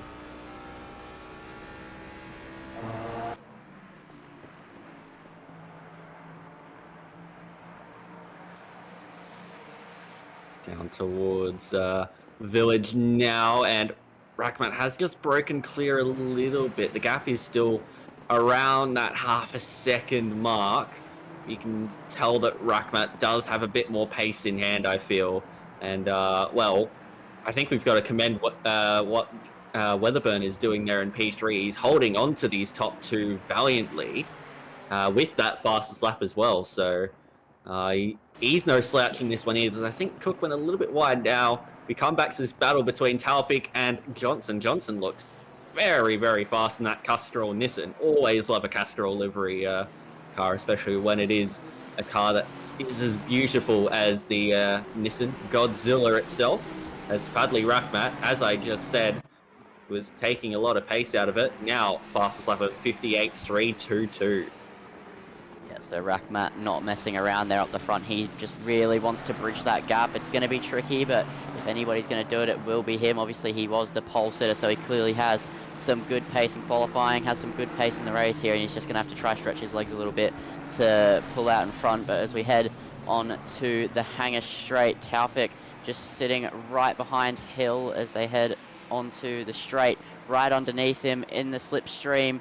And now he's gaining. He's going to go to the inside, nearly on the grass. A big squeeze there from Hill as they head into Stowe. And just on the inside, a little bit of a wheel rubbing moment there. And he's through. And that invites Johnson now into this as they head towards Vale. Will the Nissan go for it? He goes outside. Inside, there's contact. And that's spearing off to the outside of the track. Just about keeps it out of the barriers. But an unfortunate incident there with Johnson just having to go right, left, and had nowhere to go. Oh, that is so unfortunate for Graham Hill. He was doing a very, very good job, but what a move from me and Taufik. That is excellent. Up the inside, if you don't mind. If you leave an inch, you'll take a mile, and then just a little bit of contact into the corner. Oh, dear. I think, yeah, Johnson realized that he was going into the back of Hill there, and just... unfortunately, couldn't react in time, and that will come with an invoice, I feel. Yeah, just a bit of a late decision there to go left again after he realised he'd misjudged the braking. He went right, thought there was the space, the door got closed, and he just didn't react in time, broke too late, and it just ended up with what we saw. As we see now, Ben... help me out here, Alexis. That's Ben Wittner trying to get through on a hill there. In the, remember to say this slowly, Stouffer King slow. Right. Alrighty. So Ben Wittner now just heading towards turn one, and Graham Hill just ahead of him. Was quite close there, was Wittner, as they headed through Brooklands, but wasn't able to keep that as the BMW just a little bit sluggish in the slow speed. But as they head now into Maggots and Beckett's once again for the first couple of times of many, as we've only had 15 minutes and there's an hour and 14 to go, so these guys have got to stay truly alert. But Hill is going to be under pressure here from Wittner. He got the good exit. The BMW stretching its legs in a straight line. He's going to go to the inside of Stowe. Will he be able to make the move under braking? They're going to go wheel to wheel, and very late on the brakes there goes Wittner. And now Hill trying to get back underneath him as they head towards Vale. Will he be able to make anything stick, or has Wittner gotten the position? Wittner takes the position off of Hill. Nice move from Ben Wittner. Did look like he went a little bit deep, but he managed to hold the speed enough to avoid Hill coming through. And on Hill, I will just say we don't have JP in the comms booth tonight, but he is still here in spirit, especially when he chimes in with the messages. Chose the wrong hill to die on. Yep. Do we have any moderators in chat that can deal with that sort of thing? Oh god. Do you have anyone in Thailand that we can send to lavishly beat those puns out of him? Oh dear. Oh Yeah. god. Well, back on with Luke Johnson, who's even after Taufeeq's move on, who is still managing to hold on to the back of the Ferrari. Although, as we said earlier, I do feel like Johnson could be looking at a little bit of a penalty for that contact with Hill earlier that he'll have to serve at whatever pit stop he serves. Because I do have a feeling that Nissan is a bit of a gas guzzler. Yeah, definitely won't be able to make it to the end. Maybe tyres, probably tyres. Definitely the Nissan is normally quite heavy on its tyres, so I expect fuel and tyres to be taken there from Johnson, and we'll just have to see how it plays out later in the race. But as we saw in yellow, the tyres can work and no tyres can work. It all depends on how good you are at making your car wide. Yeah, that just saw the straight line speed of the Nissan with the turbo. It can pick up that speed very, very fast. As we now look back at Chris Albert, who had that unfortunate spin earlier, is trying to make a bit of a comeback. Now he's got Zikri ahead of him, so two Mercedes fighting away. 227 and the 24. Oh dear, looks like Albert had to react a little bit to the slow exit speed of Zikri, and now has to go to the outside through next corner. But now it looks like Zikri backed Albert into Stowe, and Albert back up into 23rd. Yep, so Albert now just on a bit of a recovery charge after his incident at turn 1, or going into Maggots and Beckett's on the curb with all the cars around him. He's definitely going to be on a charge here. Certainly now as we look at Tim Purcell behind Wong. Purcell is our current silver class leader in the championship, and right now he would lose a few points to Smith and Wong ahead of him, but crucially his championship rivals of King, Turkling and Vu are a bit further down. Well, King's only a few positions behind, but of course we saw Turkling and Vu have that massive accident on the first lap, so it's not going to be too much damage done for Purcell, but he will want to move his way potentially up into the top 10, considering the Pro-Am leader, John Carter, is up there in P8. Yeah, he definitely has time to pull it off. Obviously, it's a marathon here in an hour-and-a-half race, and you just have to play your cards right. As we see Wong just making a little bit of an error there through Cops, just on the exit, a bit of a wobble, but then we see Purcell just go a bit wide there at Maggots and then into Beckett's, but has the good run onto the straight and probably try go for a move as soon as he possibly can, and probably in the next few laps. Yeah, it's probably a bit too far for him to make a move on this occasion with that mistake into Maggots, but they are chasing after Hill ahead, who will probably still be recovering a little bit after that unfortunate contact down here into Club Corner. Oh my god, that is 1.5 send. I don't even think he intended on that being a send, but it's kind of worked out as Wong was aware of it, but now they go side by side, and that was always going to happen. Purcell going off the road. He's going to have to... Oh, no. Oh, no. Hold your brakes, please, Mr. Wong. I have a feeling that Purcell was trying to give that place back, given that he went off the track and looks like he rolled out of it. Wong, I don't think knew that. yeah, bit of an interesting accident here. We'll have another look at it. So Wong on the inside. Purcell goes off the track and makes the move off the track. And now I think he rolls out of it, but he does it on the racing line. I guess Wong is already over onto the inside. So, yeah, it's an interesting one. It's a weird one. But we'll leave that at the doorstep of the stewards, and we'll ring the doorbell, run away, forget about it. Yeah, we'll leave it to the experts to do their job as we now go back to that lead fight.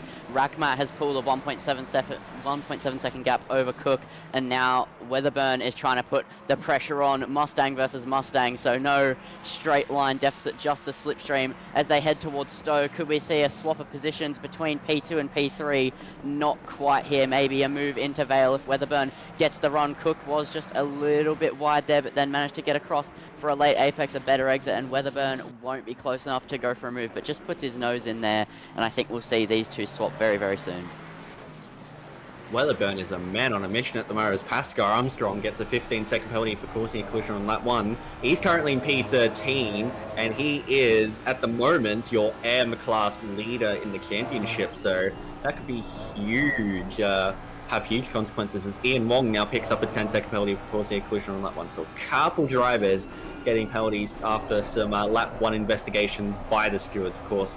We have a fantastic stewarding team here, all of which are volunteers, and we greatly appreciate their time, every single one of them, as we continue on with this battle. And I will say, Weatherburn, this is probably the strongest he's looked all season in terms of pace. Oh, that's a big one. Yeah, Danny Very drive through for causing that collision with Turcoini, which subsequently took out Barker there into one of the chicanes.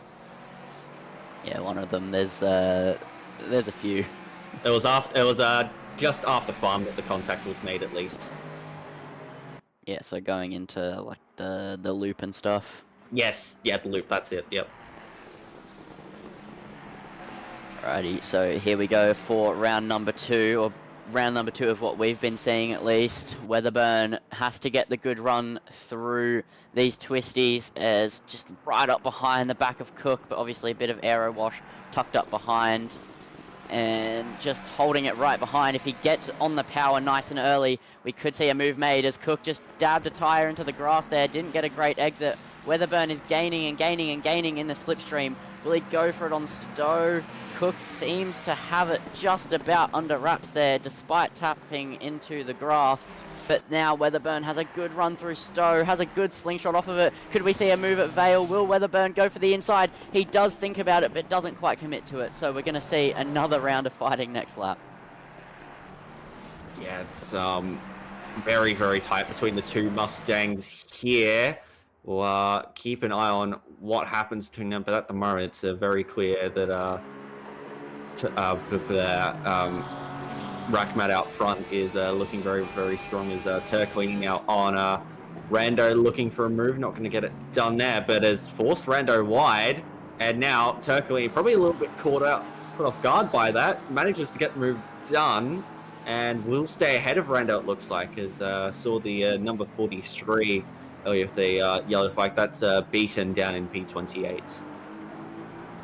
Yeah, so be interesting to see if we get a look at what happened, or if it was just a mistake under power through Brooklands. But we're moving back to Dylan Smith now versus Hignett in the 471 Aston. Maybe help me out with that one. Yeah, it's Hignett, yeah. Yeah, thought so. I was just double checking. First time commentating over this grid, so I don't want to make a fool of myself. Just get help from you when I can. This is the battle for the top 6, and they're not too close together, but any single mistake can bring these two back together. As we just saw a Lambo in the pits there, so early pit stops going on, potentially drivers just going as far as their fuel tank can go, pitting early and then putting all the fuel in and going right until the end potentially. Yeah, essentially turning into sort of a endurance race stint, which of course we've got a endurance next weekend, I believe, in the Italian job, the third and final round of the Italian job. It'll be at Imola, if my memory is not cooked. do believe it is, and we'll see some good battles there. Obviously, part 3 of it, we had Monza and Misano just before that. I'm not sure if it was in that order or if it was Misano. Yes, it was in that order, yes. Misano, yep. And then Imola, obviously a very tricky track, and it'll be interesting to see what drivers and what teams will stand out there, if it'll stay consistent with what we saw in the other 2. Looking forward to the qualification for that race this weekend, I believe. Oh, beautiful, beautiful stuff. On Friday, sorry, yeah, not the weekend. Beautiful stuff. So you'll have plenty of ACC action to bring your way into the weekend. Of course, a little bit of cheeky F1 before the proper Imola endurance race happens next Saturday, if I'm not mistaken. And F1 goes to Miami, so we will have a good old time there. So just setting up the rest of the week for OR. Yeah, that's the Mercedes to the inside, Porsche having to react a bit to it, but managing to do so. I think, Albert to the inside of, I believe that might be Lawson in the Porsche. So they've managed to get through pretty cleanly.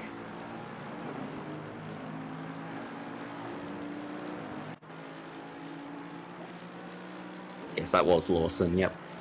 He's in P20 at the moment as we come back to Luke Johnson, still all over the back of Taufik here in the battle for P4. There's a few battles starting to isolate themselves out now. You've got the battle for P2, the battle for P4, the battle for P6, battle for P8. Basically, if it's an even number, there's probably a battle for it. Yeah, it seems like a common trend up and down the grid, but Luke Johnson's GTR not quite having the straight line speed, though, considering it's a GTR, is just maybe a bit too far back, I'd suspect, as they head through Vale, and just another good couple of runs through the next few laps. There's a bit of a moment there over the grass there for Johnson, and that won't help his efforts to get past Taufik, but as we head on to the next straight will be the Wellington straight. Maybe a move could be made there if he gets a good run out of the loop. I think the main thing, though, is that the Ferrari's acceleration is so good compared to the Nissan. Or really, it's just good in general in that Ferrari, but it's that the ability to get up to that straight line speed for the Nissan that gets it with the turbo, with the short shifts. But crucially, these two are both catching the Cook and Weatherburn there for the fight for the podium. So as we get towards the latter stages of this race, it's going to be very interesting to see what happens here if the pace between Cook and Weatherburn stays this way. If Taufik and Johnson can find their way fighting for the podium with the Mustangs. Yeah, it'll definitely be interesting to see, but Weatherburn has had the overall pace on Cook, but just isn't quite able to get past. I think if Weatherburn makes a move nice and quickly in the next few laps, he could start to stretch his legs and get a gap, and then it'll just be Cook under threat from Johnson and Taufik. See what happens, but coming through Maggots and Beckett's now. Looks like it's a pretty good run from Weatherburn. Can he get the exit speed? Looks like he might. The slipstream behind the Mustang might be okay, but Mustang versus Mustang is going to be very similar in performance. He's gaining a little bit. It's just not enough. He basically has to be right on the rear bumper or go for an absolute dive bomb if he wants to get that position off of Cook, I think. It's just not gaining anything at all in a straight line. Yeah, and they both take slightly different lines through Stowe as well. Weatherburn goes a bit tighter compared to Cook going out wide and making sure he gets a good exit. I think maybe Weatherburn might need to follow him through one of those laps, because to get a move at Vale, you have to get the good exit, and that's what Cook is prioritising. And I think with the way it's going down at the hangar straight, Weatherburn's going to have to get creative and try it somewhere else. See how it all pans out. It could also be Weatherburn just happy to hold on behind Cook and save a little bit of fuel in the slipstream here. Try and go long into this race and then just have to do a little bit of a splash and dash to the end. Run down the Wellington straight, and again, it's not gaining anything on the Mustang in front, so Cook definitely has that straight line advantage at the moment over Weatherburn. I think Weatherburns overall got a little bit more pace at this stage of the race. Yeah, I agree with you on that one, as he's just had a bit of a moment, and we see a 10-second time penalty on Turcolini. lap 5 for Turcolini. So, not sure what incident that would have been. Maybe you might remember, Alexis. No, not off the top of my head, as Douglas Keane also gets a 10-second penalty for causing a collision on lap 6. So a few more penalties starting to appear now. We are, well, we've had 15 laps completed under Fadli Rakhmat's control. Ever since those first few laps after the safety car, it's been pretty smooth sailing as we watch on a little bit of a replay here. The 2-1-2 car. Now side by side here with the Aston Martin to the inside. That's a dive and a half. Oh, that's that ain't it, Chief. Yeah, just a bit too aggressive, I think, as we see Weatherburn just sticking his nose in once again at Vale. I think he's now trying to put even more pressure on as he's right up behind Cook as they head through Club and now down the Hamilton straight. Weatherburn definitely putting more pressure on than he was before. Very curious to see how these strategies turn out. We saw, you know, Chris Taylor falling back from Spinazzi at the start of Split Yellow. And obviously it turned out that, you know, Spazzi was going for that tyre change strategy kind of from the start. You know, it does affect the pace in the here and now a little bit. So curious to see how things turn out, because really, you know, not to give Yoda any, not to take anything away from Yoda, but really not usual that he seeing him take the fight to Mr. Brad Cook, whereas kudos to how much pace he's found here at Silverstone. As Nice we just move saw, there. yeah, Barker and Taylor having a bit of racing there, and Taylor just had to cut the chicane and nearly took out the Ferrari on re-entry, but was smart enough to just get on the brakes there and moved on for the Ferrari. Yeah. No, Albert just a bit stuck on the inside there, and Barker capitalizing nicely as Weatherburn's now gotten past Cook. So let's have a look. Looks like it was up the inside into the loop. It was compromises Cook's exit. It's a bit of a switcheroo, and now it will be a nice exit there for Weatherburn down the Wellington straight. It'll be up the inside, you would think, into Brooklands. Let's have a look. He's gonna have to dive it, and he does. And yeah, that not nice and clean. Was set up all the way back at the loop and got it done magnificently. Yeah, some great racecraft there, just some smart racing, and just capitalized by playing some strategy there. And then we just saw at the end there, Cook trying to push hard to get Weatherburn back there, just dabbing a tyre in the gravel. Now, Take that by Yoda. Brilliantly set up.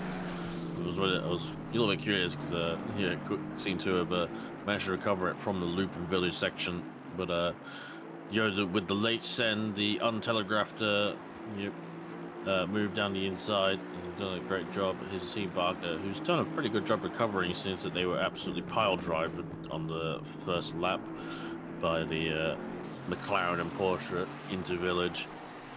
Doing a good job recovering up through the field, currently into P19.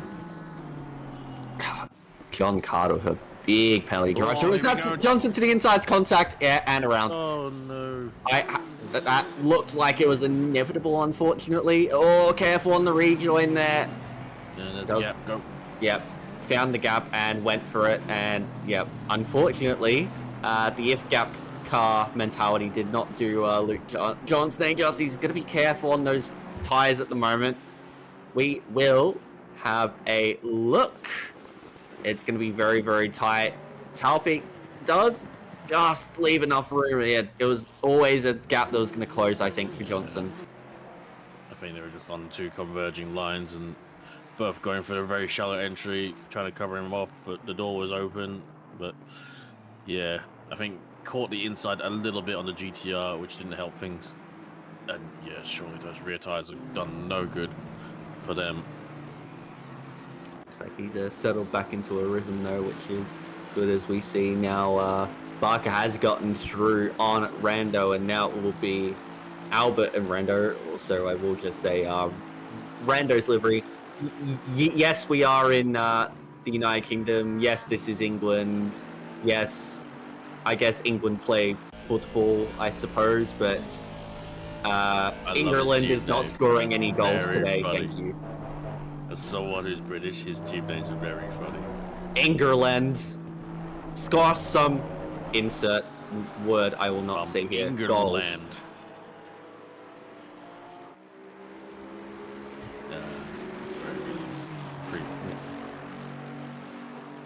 No. There's Graham Hill in the pits. Was one of our top runners. Unfortunately, suffering a little bit of unfortunate early in the race. It's definitely, I think, yeah, split green's winning the penalty count over split yellow. Not that split yellow is perfect, that set. Yeah, it's a bit of a role reversal this week, but overall the racing has been quite solid across the split so far. We've still got 2 more in the Asia Pacific region tomorrow night, and of course we've got the North American split hosted Thursday night North American time, but Friday morning here. So plenty of ACC action over the next couple of days.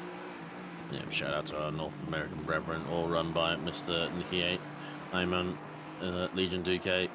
Unfortunately, it looks like John Carter, one of our top 10s, has gone a drive-through, which I didn't see it flagged up. That was for it was popped up. It was a collision. My bad. I rescind that. Still bad paddling. Yes, definitely a paddling there for John Carter. As now we have Dylan Smith still on the back of Benjamin Hickman. What is a beautiful Pit Viper livery there, and an equally beautiful Cat livery there for Dylan Smith. Oh dear, that was just sticking those up the inside, trying to scare Hickman into a mistake, but can't do anything there for the moment. So going to be nice and tight swings there, although Smith goes very, very deep there into club. So going to scutter his exit efforts a little bit, and he'll have to go again as he's lost like a second and a half there.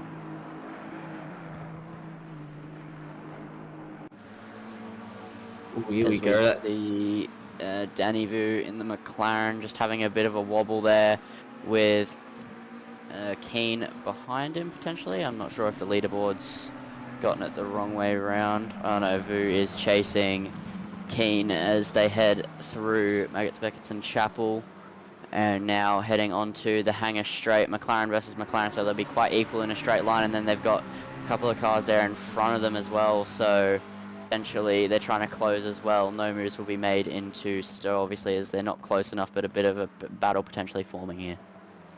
Yeah, and Douglas Keane does have that 10-second penalty, so regardless of what happens here, Vu will be able to get past again after the penalties, as we watch Chris Albert trying to make a move on Rando. Rando, a little bit of a move close to the braking zone.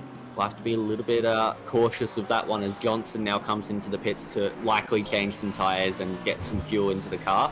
Now Albert will have a bit of a run down Wellington Straight and will have a go into Brooklands. We shall see what happens. Rando defends the inside. He's made one move now. Is Albert going to dive it? It would have to be from a long way back. He does back out of it. That's smart from Albert, putting his experience on show there, I think. I think Lawson just went off watching the battle up ahead in the background. But yes, I got a feeling Chris Albert, after he had his early spin at the farm corner, has not changed those tyres, which might be why his pace is a little bit lower than I think we were expecting, seeing that how Barker just blew past him. But I think Barker probably took fresh tyres, actually, now I think about it. It seems that he either RTG'd or got back to the pits after the early calamities. And speaking of pits, just saw Johnson in the pit lane. I think he's just exited, now coming out P16 in the GTR. So just a bit of a change up there, and one of the first people to pit, as now we look at John Carter versus Turcolini and Aston Martin versus a Mustang as they head through Vale. This battle pretty close, only a tenth between them when they went through the timing split, and now on the exit through Club and now onto the Hamilton Straight. Can it get any closer between these two? I dare say it can't, as they head through what is the GP circuit's turn 1 when you're in F1, which I'm used to, so I nearly said turn 1, but now Carter dummies the inside there as they head through now into the loop. Maybe Carter will go wide, try and loop around to get a good exit, and that Mustang just has a great straight line speed over the Aston, and I don't think Carter's going to be able to get it done into Brooklands. Yeah, right, doing a right old job there of defending. Carter just can't quite find the gap, and Turcolini's closing on this, but does have that 10-second penalty. Of course, Carter himself had the drive-through penalty himself, so definitely a few penalties in this sort of group here of Pascal, Armstrong, Rad, Wright, Carter, Turcolini. Wright, the only one I don't think who's had a penalty in this race so far out of these 5. He's just gone off the road, and that could invite Carter to make a move, but still too far back to try anything through Maggots and Beckett's. You would be stupid to try something there, unfortunately. But he's done the right thing, and he's going to try and get the exit out of Chapel Curve. And now through onto the Hangar Straight with the slipstream. It's going to be tough on the Mustang, but the Aston's not a slouch in the straight line either. So he's closing, definitely closing a little bit, but again, that Mustang's just too strong. Yeah, it's very quick in a straight line, but Carter's gotten a great exit underneath. Will he try the outside? No, he tries outside, now goes inside. It's going to be late under braking, and Carter backs out of it, decides better of it. It would have been a very late move. And now that invites Turcolini into this, so this could definitely get interesting here. Oh, look at the exit speed there onto the Hamilton Straight for Carter. Now, through Abbey, it's very, very fast through, very, very tricky to get the right line. They managed to do it all right, nearly going off the road as he had to scrub a little bit of spares. Now, they now ride into Village. Oh, Turcolini's into the back of Carter. Somehow they did not spin, but that might be another little bit of a penalty coming the way of Damiano Turcolini there. But hasn't done any damage, I don't think, to Carter's efforts on rights as they now come down towards Wellington Straight. But that Mustang will be a little bit too strong for Carter on this occasion. Yeah, that nearly ended in disaster there, Turcolini just misjudging the braking, but luckily they got away with it unscathed, and now Carter will continue his efforts as Turcolini will now try close back up once again after creating a little bit of a gap with the bump. But Tim right here holding on very well, but he pulls to the right, and it's into the pits here for the Mustang, and now Carter takes that position and will try stretch his legs away from Turcolini. Yep, he'll be keeping a very, very close eye on the Porsche behind him to make sure there's no other late braking moves like that. As now Chris Albert still on the back of Rando. Rando is defending very, very well as far as we're aware. Defending much better than the England national team, you will say. Albert goes very, very wide at cops and off the road as well, so that will probably be a track limits infringement there. You've got a couple to play with. Oh no, don't go for a move there. Thank you very much, thank you. That's going to compromise his lines now, so he's not going to be able to get the run, you would think, down the Hangar Straight, although Rando not quite getting things right through Chapel, and Albert's all over the rear end. He's going to have to really push for it as they ride down the Hangar Straight. It's going to be tough for him. He's going to give it a go into Stowe. No, he's not. Rando. Oh, too late on the brakes, unfortunately, for Rando. But don't cut across. Oh, that was tight. That was very, very tight there. But Rando does hold the position still for now. Oh, is that a sand? No. Oh, that was very close there. Any later on the brakes, and Albert would have found himself making contact at the apex there, but just using a bit of experience there did Chris Albert there, just to not get cut across by Rando. Just dabbed the brakes again on the exit and managed to get out of it. But now he has a great run through Abbey, and Rando just looks a bit under pressure, more than he has been on previous attempts that Albert has made, as he runs wide through Village and now into the loop.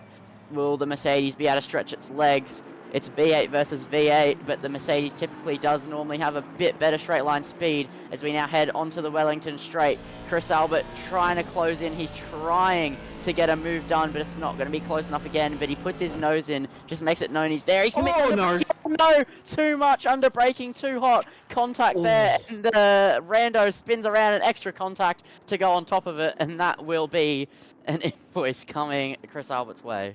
Yep, absolutely. We'll take a look at the little bit of a tap again. Rando nearly saved that. That was nearly an excellent save, but unfortunately Chris Albert just lost his patience there. And yeah, that will be a penalty as Rando now comes into the pit lane for England. Manages to stop it in time. Not sure. That looked really close because he came off the brakes to try to make the corner and then realized the line was coming quite quickly as well. So we'll keep it the tabs on that one. But yes, unfortunately, Chris Albert just losing his patience a little bit, like you said, and we got the full replay here. Thank you to Brent. And yeah, he had a run, but he was still a car length or two back. And you know, it's not saying dives don't really happen, but don't really see them get pulled off very well, and that was another classic case in point. I think it was just a bit half committed. He was going to commit to it, went for it, and then just held on the brakes a bit more to back out of it, but it wasn't enough to pull up in time. And I think if you're going to go for a move like that, you've got to fully commit to the move. I think any sort of move that you make has to be full commitment in a field like this. You can't really make any half moves, or else you're likely going to be causing some contact. As meanwhile, Taufik's brilliant run in this race after starting a little bit further down P6 is coming to fruition as he's now right on the back of 62 up ahead. And at number 30 as well. Oh my lord, has Rakhmat collided with a back marker? I think he has. That is huge for this race, and that allows Weatherburn to take the lead, and Rakhmat, depending on what happens, we'll see a replay, I'm sure, in a couple of moments' time, but that has got to feel bad for the person who's been leading from the start all the way to where we are now. He's been able to get it going again, but now all the way down to 4th place, as we now do see a replay. It's Rakhmat into Maggots and Beckett's approaching the back mark of McLaren. The blue flag's being waved, the McLaren just a little bit wide there, and Rakhmat just opening it up, making sure he can get it done, and just drives it back of him. That's on Rakhmat there. Yeah, that is definitely on Rakhmat. Because at that point, the blue flag can't move out of the way. Like, it's basically impossible as Taufik tries to go up the inside, but can't make it happen. That Ferrari will have the upper hand through the corners, and you can see that there through the loop, but won't be able to do anything too much on the straights. But yeah, Zenon Chang was the car number 30 there in the McLaren that had contact with Rakhmat, and yeah, unfortunately Rakhmat just couldn't react in time to Ning Chang's mistake, and unfortunately that is a bit self-inflicted for Rakhmat. Yeah, it was just it was a close one, but he just Cook's in. Yeah, Cook in, and there was a yellow flag on the entry to the pit lane. Is that Weatherburn's in as well. Both Mustangs in. That was yeah, right, number P21. That was yellow flag there. Not too sure what that was about. It was just stopped off to the side on the pit lane entry, just out of the way of the entry lane, but not fully out of the way. So there was a yellow. 62 has self-reported apparently as well. Thank you to Diebols in chat. Generally, yeah. Yeah, I think that one's going to be a clear cut. I think it's a little bit unfortunate. I think obviously like Fadley's trying to optimize as much speed as he can, but there's a car still there that's gonna that can't really disappear. Whether he got out of it or in the wrong place, regardless, I think is not gonna change that much. But it has really flipped on its head the fight for the win, and it's looking very good if you are Jacob Weatherburn. Oh, absolutely. It's completely changed the complexion of the race, but I will say it's the honourable thing that Fadli Rakhmat has done with the self-report there. He's admitted to his mistake and alerted the stewards of that, so that's a very honourable thing, and wouldn't expect anything else from a driver like Fadli Rakhmat. Yeah, it's always difficult to swallow your pride and put your hand up and say you were in the wrong, but Rackmat has been able to do that and just showing his class there after making a mistake. Yeah, that's it. As we watch Dylan Smith, who's falling a little bit off the back of Hignett, but is still sort of holding in there, 1.8 seconds behind. Yeah, that gap has definitely opened up, but he's got a big gap back to Gosman. We'll see. Weatherburn has come out 3.8 seconds behind Barker. Cook 4 seconds behind that. So they are both on pretty much identical strategies.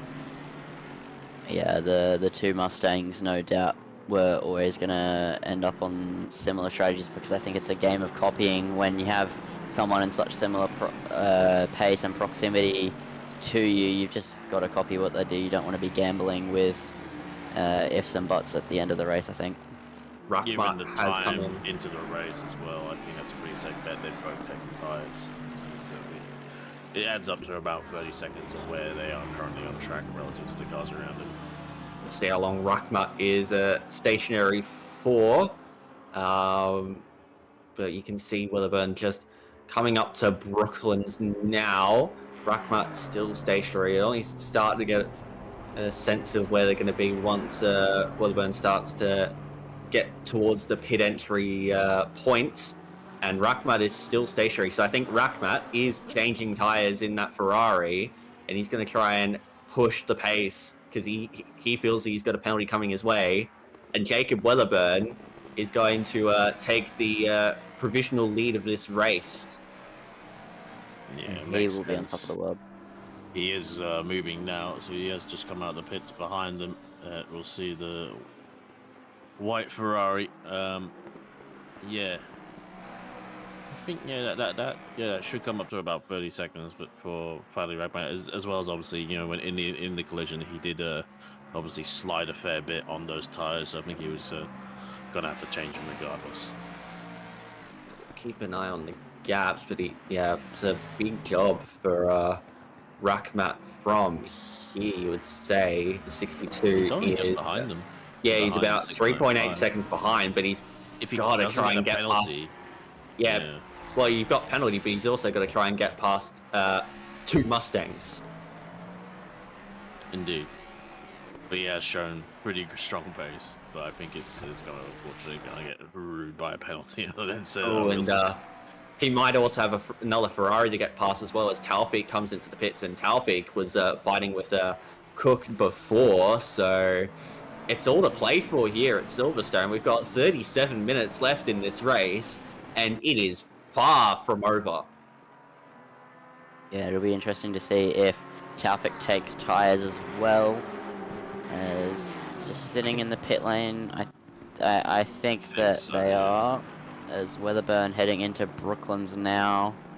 Taufik's still not moving, so definitely taking tyres there in the Ferrari. So I think taking tyres is just the safe bet, and I think it's what most of the front runners here in Split Green are going for, as Purcell gets a 10-second time penalty for that collision on lap 9. We saw, I think it was into the chicane it was? Yes, I think so. Yeah, as Taufik is now moving. Keep an eye on the gaps. Going to come out behind Weatherburn for sure, and also behind Cook. Is he going to come out ahead of Fadley? Yes, he is. So Fadley's got a few cars to overtake if he wants to retake P1 in this race, barring any penalties, as Damiano gets a 10-second penalty. Yeah, very unfortunate. Big ass now from Fadley, especially. I'd much rather race. I'd feel less confident about racing the same car than I would even if the Mustangs are really good down the street, than fighting the Mustangs with their straight line speed, because at least you can do something different to them, having different strengths and weaknesses when it comes to overtaking. But big ask for Fadley if he doesn't get a penalty to reclaim the lead. Well, they're all sort of converging on each other at the moment. Cook is gaining on Weatherburn. Taufik's about 2.7 seconds behind. He's just come out of the pits, and Rakhmat, of course, is gaining. So they're all just tightening up a little bit. We're going to have some heck of an ending to this race here at Silverstone. And Silverstone, in my opinion, produces some of the best racing in this game.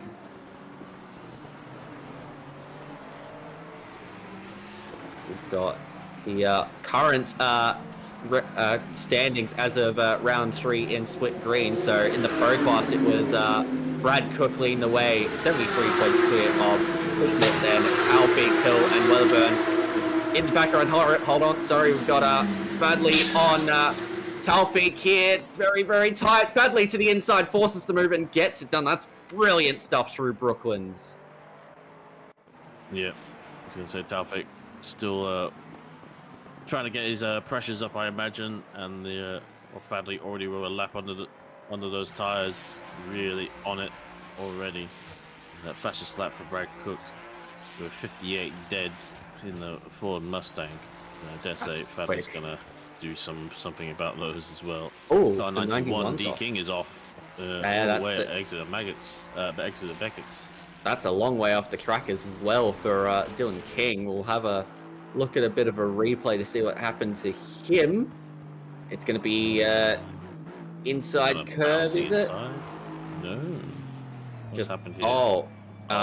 Equipment failure. Yeah, that's the equipment failure. Oh, that's highly unfortunate. That's really unfortunate there. But yeah, brilliant move from Fadley Rackmat, and now he's got 2 more drivers to get through on. But what happens in the steward's box, that's still a mystery at this stage. Yeah, I mean, I think from the perspective we had, it looked pretty cut and dry, but maybe there's other factors, like with the inputs, maybe the McLaren, I think it was, that Rackmat hit was just maybe lifting or something. It's all of the factors that the stewards look at that we just have to look at a face value with the camera we get given, so they're just working hard. Absolutely, absolutely. So we will see what happens, but now we've seen the move between Rackman and Taufik, we could probably head back to some standings and see what's happening in the other parts of the series. So in your silver class, we have Purcell leading the way, 15 points clear of Jared King, who I don't think is racing in this one. Then Turklini and Dylan Smith.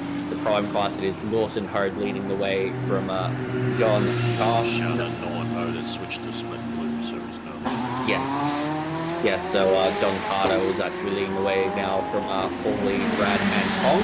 And then the M class, it is Pascal Armstrong from Jasmine, Austin, Digby, and Stewie Matthews.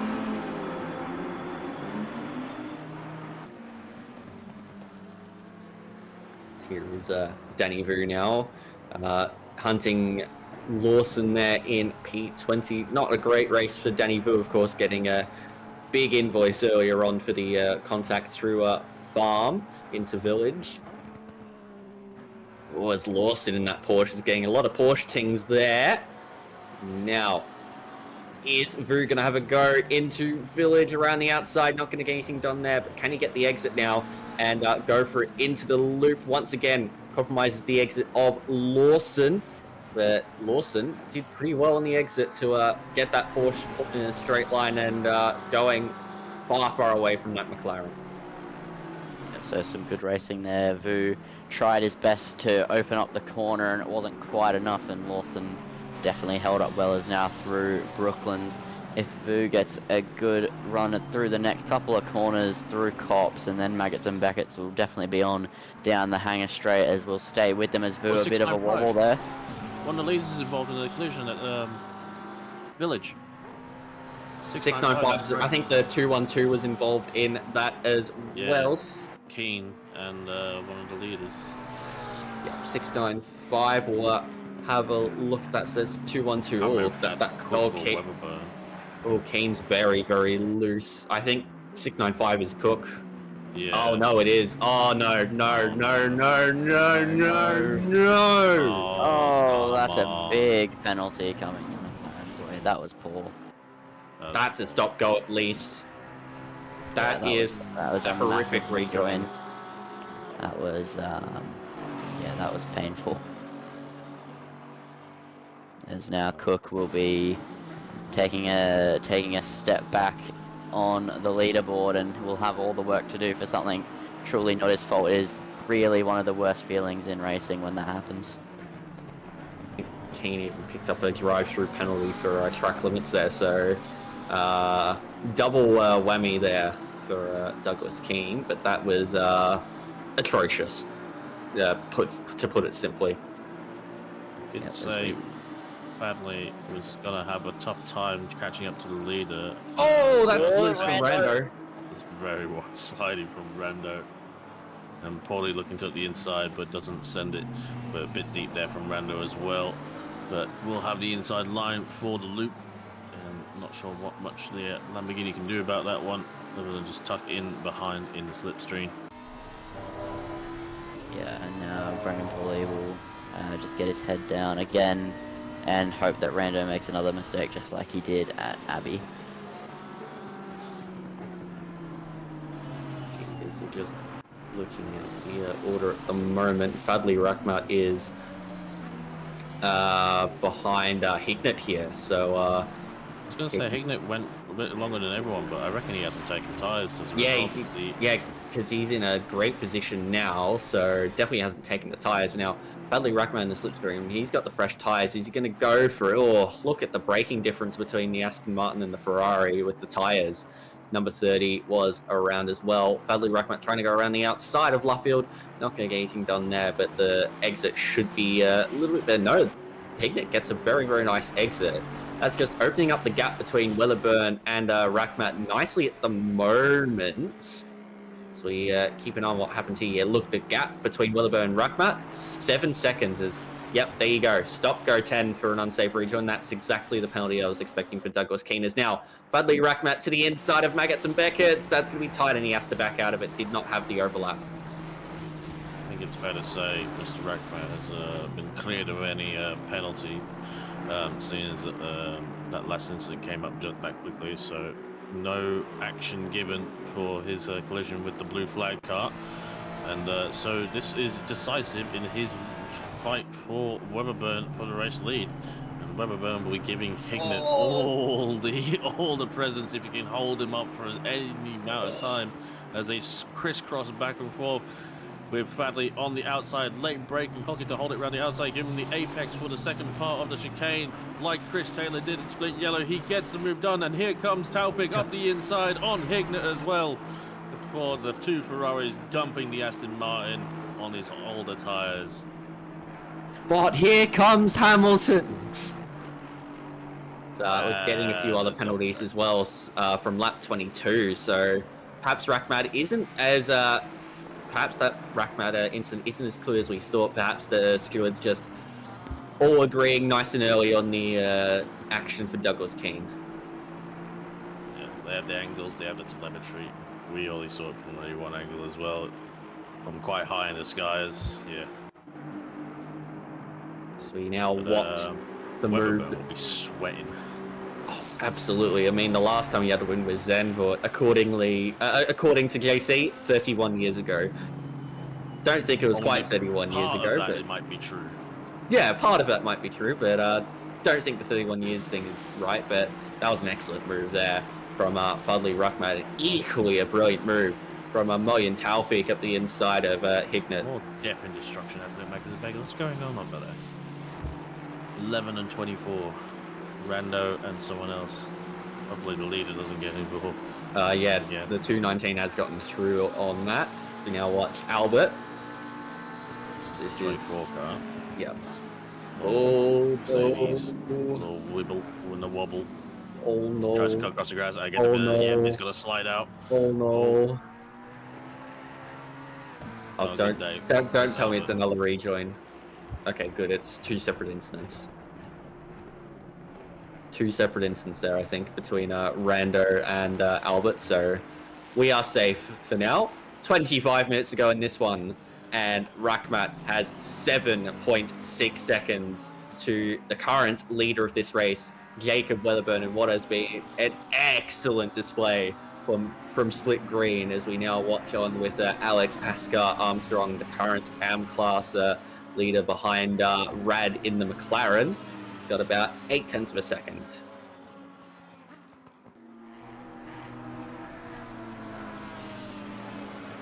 Actually, looks like Douglas Keane's stop-go 10 may have been upgraded to a stop-go 30 after all. or he's just compounding one issue with another one. I mean, if he has, then that would be, yeah, because he did have a drive through to contend with as well, so big penalties. But that has now been served, so I think, yeah, he's all good. Graham The Hill, 14 is off. That's 14. Hill. Oh no. To garage. There's off at Abbey and Farm, which is you don't have a small accident there, I will say. I get the feeling this might be carrying a lot of speed into the Abbey section and catching the wheels on the grass, which no mid-engine car likes. A lot of speed taken in. There's the grass. It's the rear left. Fatty Rackmaker, a 15-second causing collision penalty. Oh dear. So it has come in eventually. And that is going to surely give Jacob Weberberg the biggest smile of his year so far. Yeah.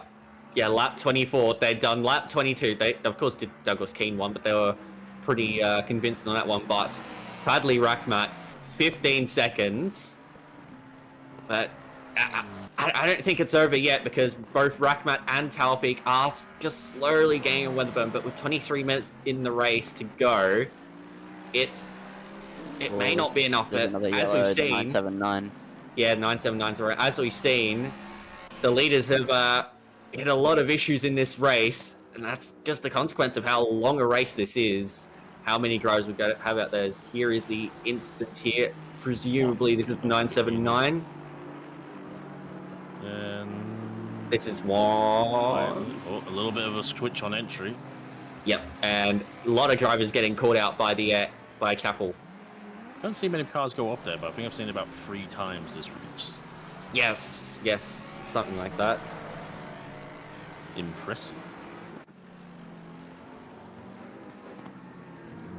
Sadly, it's just got a blue flag car to contend with. It looks like it's out the way onto Wellington.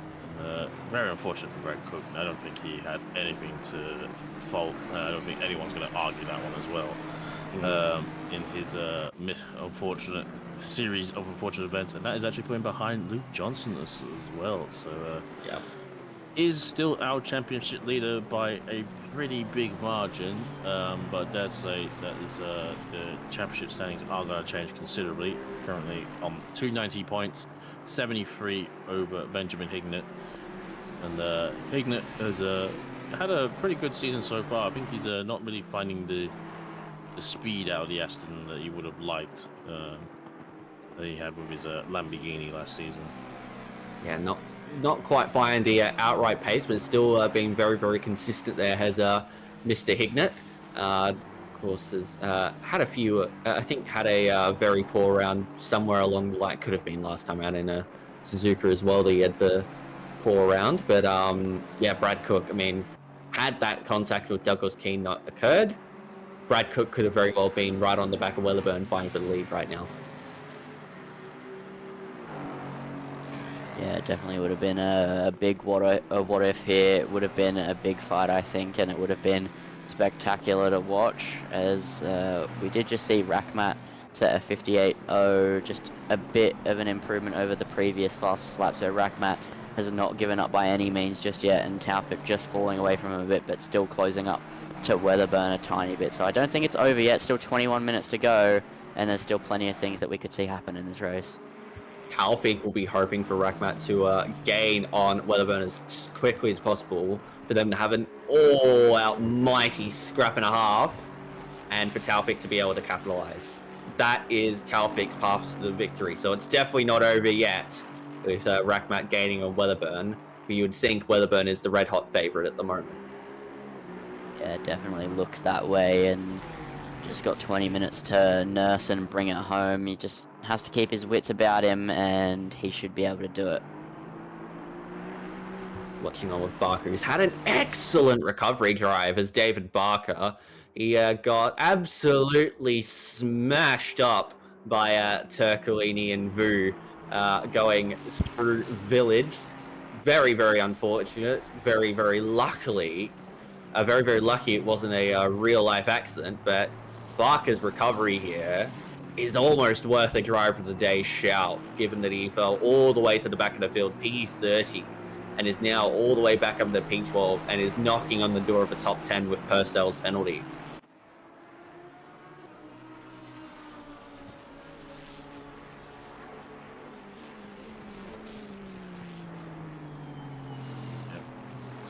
doing a very good job. Looks like Cook is closing in on Johnson as well. So it's all tightening up a little bit towards the end. Still same old conditions. Dylan Smith, unfortunately, a 15-second penalty for causing a collision on lap 24, and I believe that is the cat Ford that we did have. Yep, in Yes. P7. So I was going to say a very good race until then.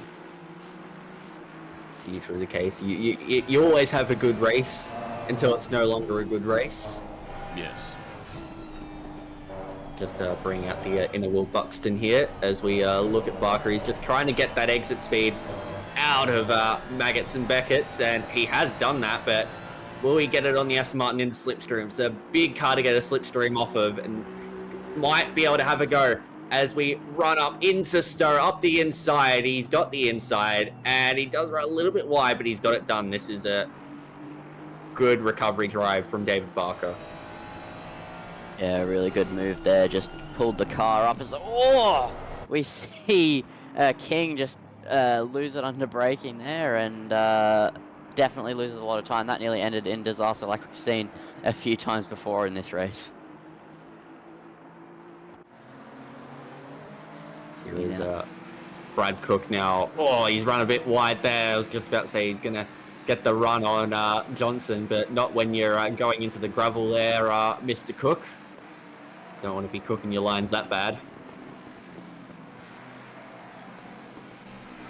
So we've got a yellow flag. It's 2-1-2. That is Keane. So further insults injury for Douglas Keane. It's been a rough race for him, and yeah, just not much else to say. As Mr. Graham Hill has entered the chat, and really bad luck to you, man. You showed great pace out front, just quite a few unfortunate instances for you today, and big hit into the wall on the exit of Abbey. Yeah, all you can do is just, it's done. Can't change it back. No flashbacks here. Just gotta live from that one and reset for the next race, or maybe for Imola if you're. Oh, is that the McLaren? Up there. Might be J-Rad, I want to say, in the black and red car. 43. No, I think that's beaten. Yes, Yeah, it's beaten. She's just facing the wrong direction. Maybe he's trying TC off like the aliens. Yeah, it usually doesn't work. It'll be on the inside of the loop. No, he's just gone too deep at the loop. It's not the line, unfortunately, there for Beaton, and does manage to get it back in the right direction and continues forward as we have Brendan Pooley hunting after Lawson now. He's just slowly clawed his way up a little bit back into P17 for Lawson.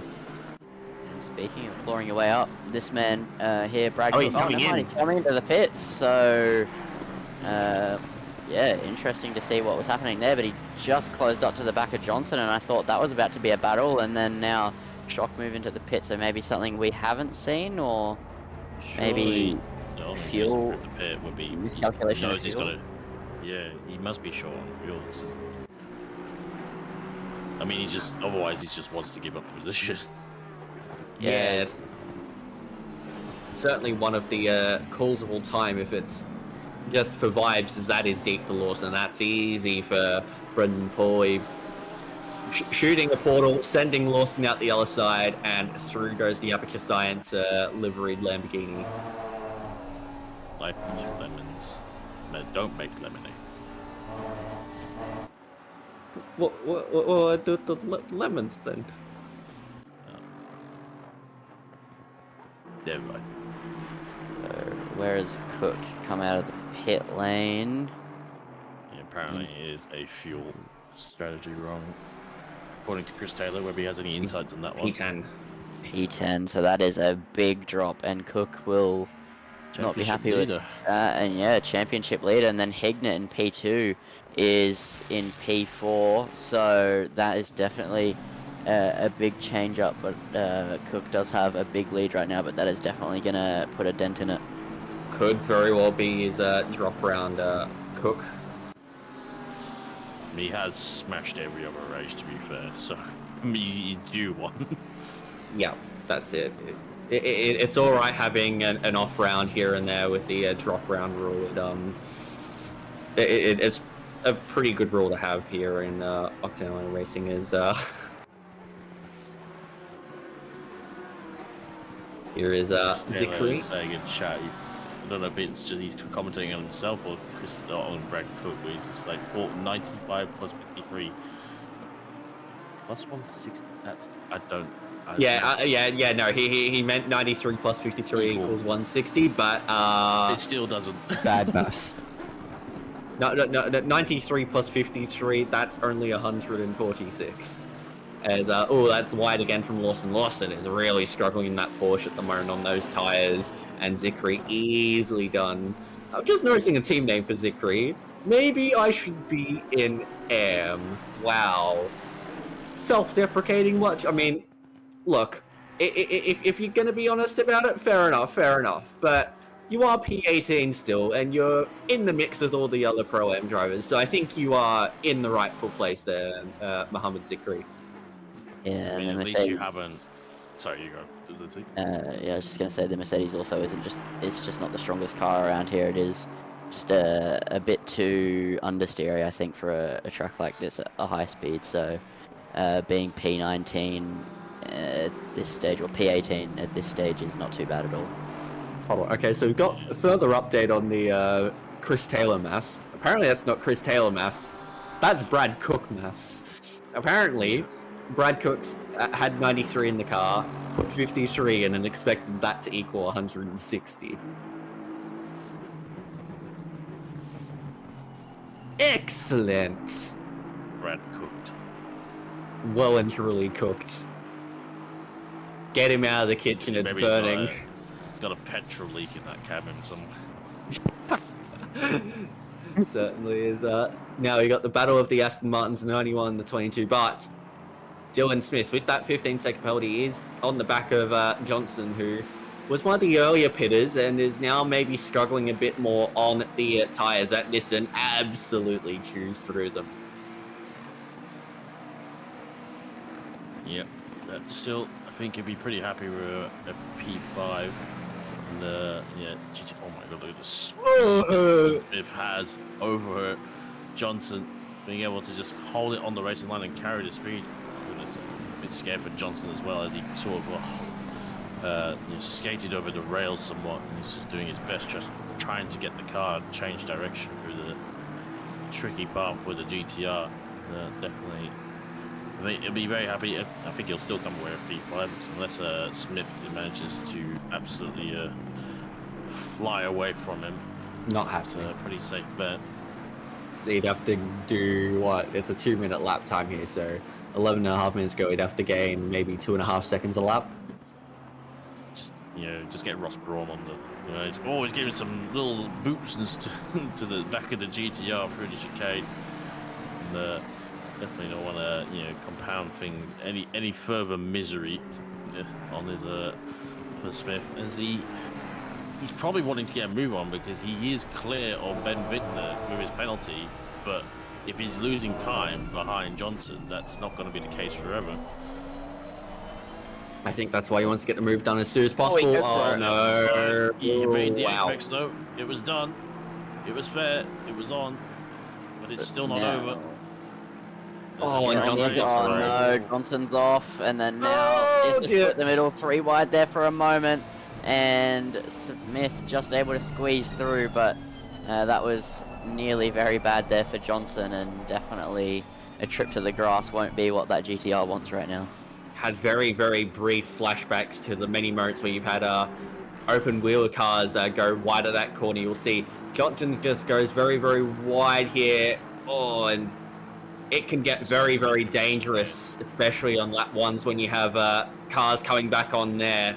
In the Formula 3 race this year, there was a big accident involving Dunn, Flörsch, and a few other drivers, and about a decade ago now in F1, there was a Raikkonen going off and causing pretty big accident involving Williams, I believe, of Massa. Yeah, it was Kimi. To be honest, actually, we saw it split yellow. Rondinella did the same thing. Ugh, But yeah. the S18 was a little bit more, had a bit more spring in its step when it came to bouncing up that grass strip. In fact, the GTR is complacent somewhat. Yeah, as now we see, speaking of the Aston Martins, we've got King and Carter, 91 and 22. We would like to see Brad Cook add that up to 130. So we now see, oh, that's a little bit wide from King. Carter has to back out, but you're not going to get a move done into Maggots and Beckett's there, lad, in the beautiful HP liveried Aston Martin. But also, Dylan King's livery, very, very nice indeed.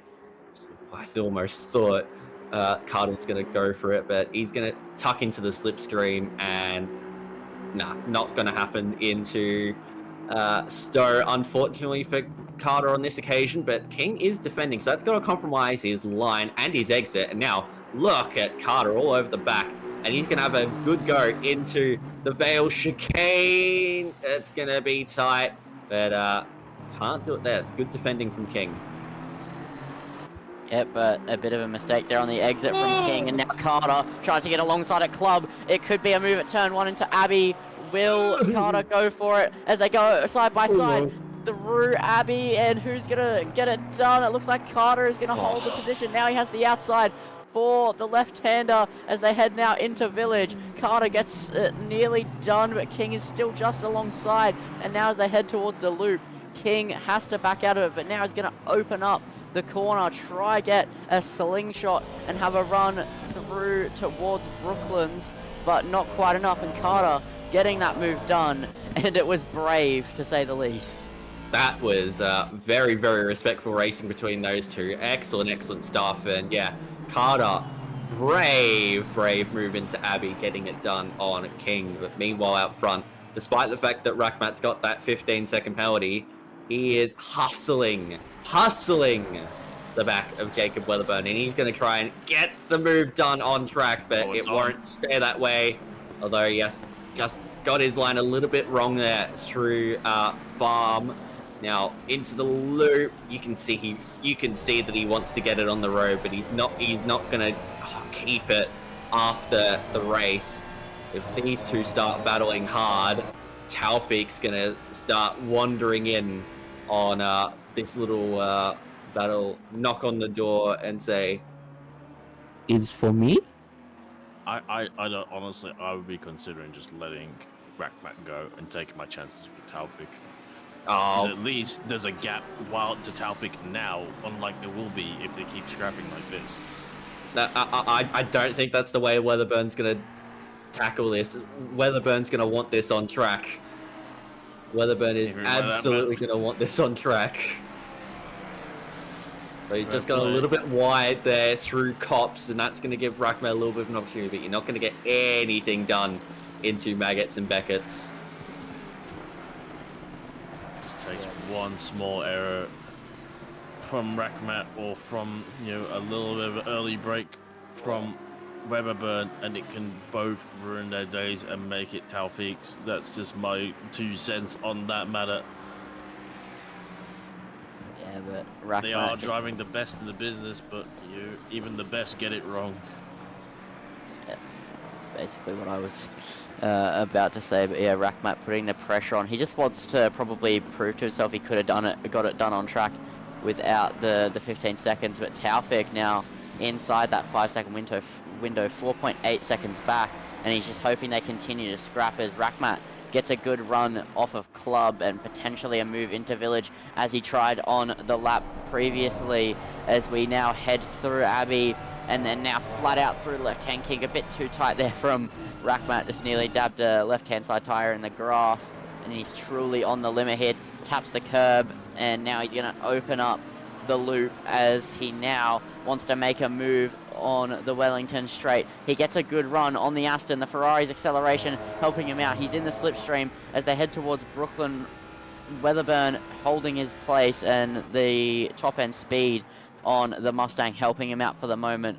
But Rackmat this isn't going to be the last of his efforts, as he nearly just poked a nose up with a different line there as they now head through Luffield and the run towards Cops. Rackmat won't get anything done here. He's going to have to wait for the hanger straight, but he wants the glory of getting it done on the track. Oh, I am absolutely loving this between Weatherburn and Rackmat. Have heard that Weatherburn is happy to let Rackmat go, but so far Rackmat hasn't had any opportunity to dive it up the inside and force Yoda to give the place up on track. So for the moment, it's still Weatherburn from Rackmat, but I've lost a second to Taufik. Might not be enough at that rate, but we'll see what can happen. Just a shout out also to Kirby Alexis. There is a big fight as well for Hignett and Johnson for P5, as Smith has cleared both of them, as we've seen. So it's all to play for. As we see Damiano with that 10-second penalty, so that won't...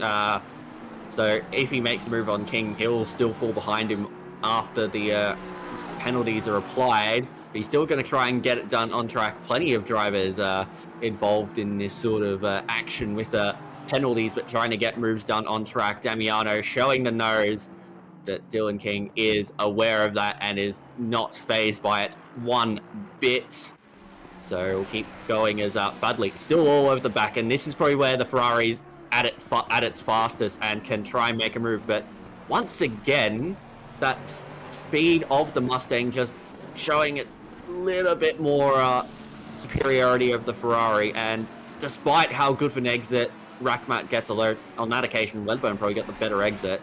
That Mustang just flies away on the straight. So we will have 2 more laps in this one, what has been an excellent affair as we now look on with the battle for P5 between Hignett and Johnson. Hignett on those old tyres, Johnson hit about halfway through the race, so the wear will be starting to affect Johnson a fair bit, but now everything's happening.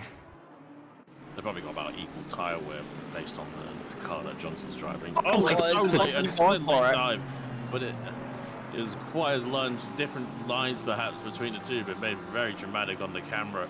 It is going to be all in the mind of Benjamin Hignett, but we know what Benjamin's like. He's generally not someone that's easy to crack. And my goodness at me, 2 tenths between the leaders as well. He don't go anywhere for these last 4 minutes of this Grand Prix.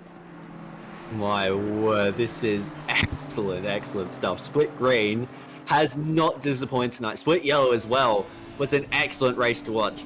This 90-minute format with the no mandatory tyre change is showing its prowess here at the Silverstone circuit. Oh, Johnson just getting loose through Beckett's, but equally, Hignett didn't get a great exit, and Smith hasn't broken away from these two. Smith does have that 15-second penalty, so no matter what, these two will be finishing top 5. It's just where who will be finishing P4, who will be finishing P5, that's the question. The GTR struggling a little bit, trying to do the direction change. I saw the little squirrel he had through Beckett as I was going to say Smith displaced these two pretty quickly, but is now he's just kind of had a little bad last couple of runs these last few laps, and is now going to be either compromising or letting these cars go. That's going to be Hignet's going to have a car up the inside, and it's going to be a compromise as Johnson arrives in the worst possible way. Unfortunately, the car just right where he wants to be, and he's going to lose all the momentum severely. As very strange to see Smith, who cleared these two pretty quickly, is now coming back to them, and looks to be just kind of maybe stepping aside to not interfere with this battle too much as a result. Yeah, crucially, Hignett got that move done early enough, and Johnson was behind Smith for long enough that now there's a gap that's formed between these two, and Hignett's now in this superior position, and he has done excellent on that alternate strategy, not taking the tyres. He has made them last on that Aston Martin, but we are now onto the final lap of this race. Jacob Weatherburn still leads on the road as Tim Wright gets a 5-second penalty for causing a collision on lap 41. As I was saying, Weatherburn still leads on track from Rackmat. Taufik is 3.6 behind Rackmat, so it's not going to be enough for Taufik. So regardless of what happens, unless something drastically bad happens to Jacob Weatherburn in this last lap, this is his victory lap here. And Rackmat still can't get through on the Mustang at the straight line speed. The timer hits 0. The Mustang is in front. The Ferraris are chasing. Will Rakhmat go from roof? No, he doesn't want to amplify his penalties.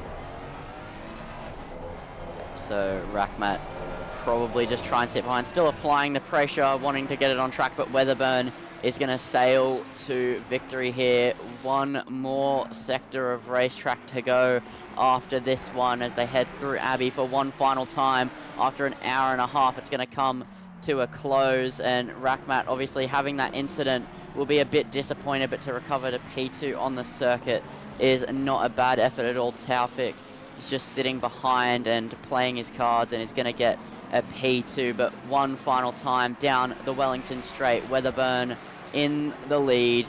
He's going to have 2 more corners, or 3 if you count Woodcote, to go as we head through Brooklands, and Rakhmat not able to get it done on the track. Weatherburn made the best of a bad situation from Rakhmat, capitalized, showed his pace, and as they head through Luffield and run to the line, it is going to be Weatherburn who crosses the line victorious in Silverstone after a long hour and a half of racing. Excellent stuff from Jacob Weatherburn. He last won in Zandvoort, and he finally wins again in the Octane Online Racing Simrigs Sprint Series. Rakhmat finishes second on the road, but will drop to third behind Taufik, who had an excellent race. But Benjamin Hignett holds on the P4. That is mighty stuff from the Aston Martin. Johnson in P5, he'll still be happy with that, but a little bit miffed he couldn't get that last position there. Smith will cross the line in P6, and I think will stay ahead of Vintner despite the penalties, with Jusman just behind in P8. Purcell will finish P9 on the road, but will drop to at least P10, and will drop to P10, I believe. I don't think Bark will close in enough to grab that top 10, but still excellent stuff from Barker after dropping all the way down to P30 after the first lap. Carter will cross the line in P12 and win your Pro-Am class there with Turcolini there, P13, but will drop behind Rad, who will end up finishing P13 in second in the Pro-Am class. King will finish in P15, then Vu, Pauly, Zikri, Lawson, and it'll be Pascal Armstrong who will round out the top 20. Pascal Armstrong being your corrected AM class winner in this race, as I believe Jusman is not an AM class driver. No. A great job by Jacob Weatherburn to defend, to win it on track as the way he wanted, on his way, and kudos and all the respect and love that goes out to the Ford Mustang driver. I'm sure he'll be elated with that. Great effort by Rakhmat to try and come back at it, and obviously on the receiving end of that penalty. Unfortunate for Cook as well. Our championship leader, it's definitely probably his drop round pending any other worse performances, but still with a P10, potentially P9, I believe, once Purcell's penalty is applied. We'll stand by and let the server tick over, and we'll quickly run through the results. Wow, that was incredible racing there from Split Green. Hats off to everyone out there. Certainly it wasn't clean, but the racing that was clean was pure class.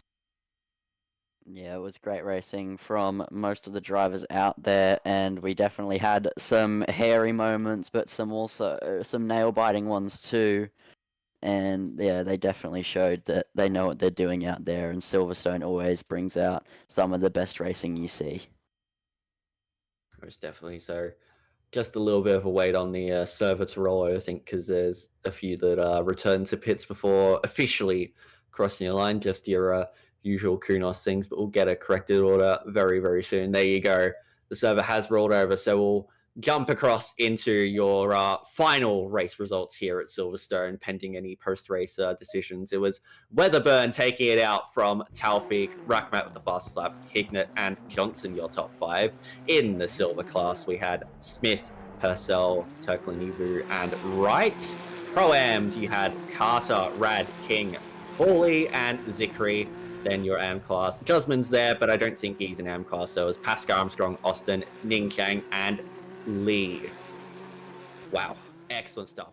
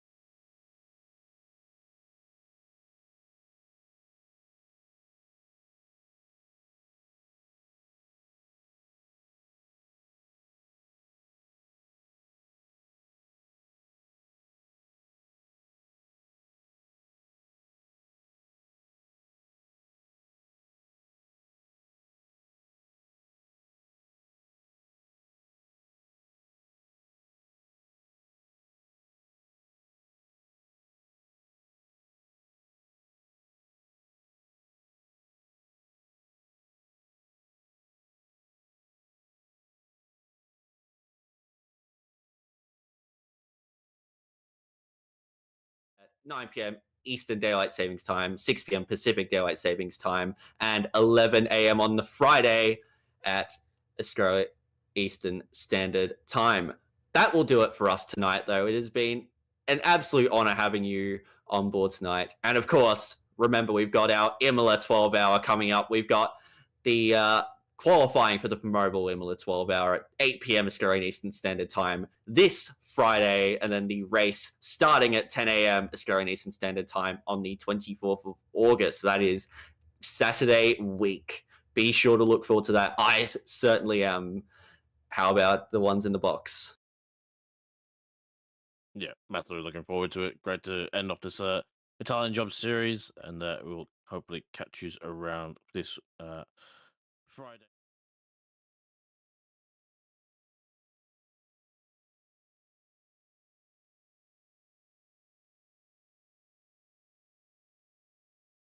Such a demanding circuit, so it'll be a great watch. Yes, well, thank you for joining us tonight, and thank you, of course, to our generous patrons and sponsors for joining us for the Simrigs Sprint Series tonight.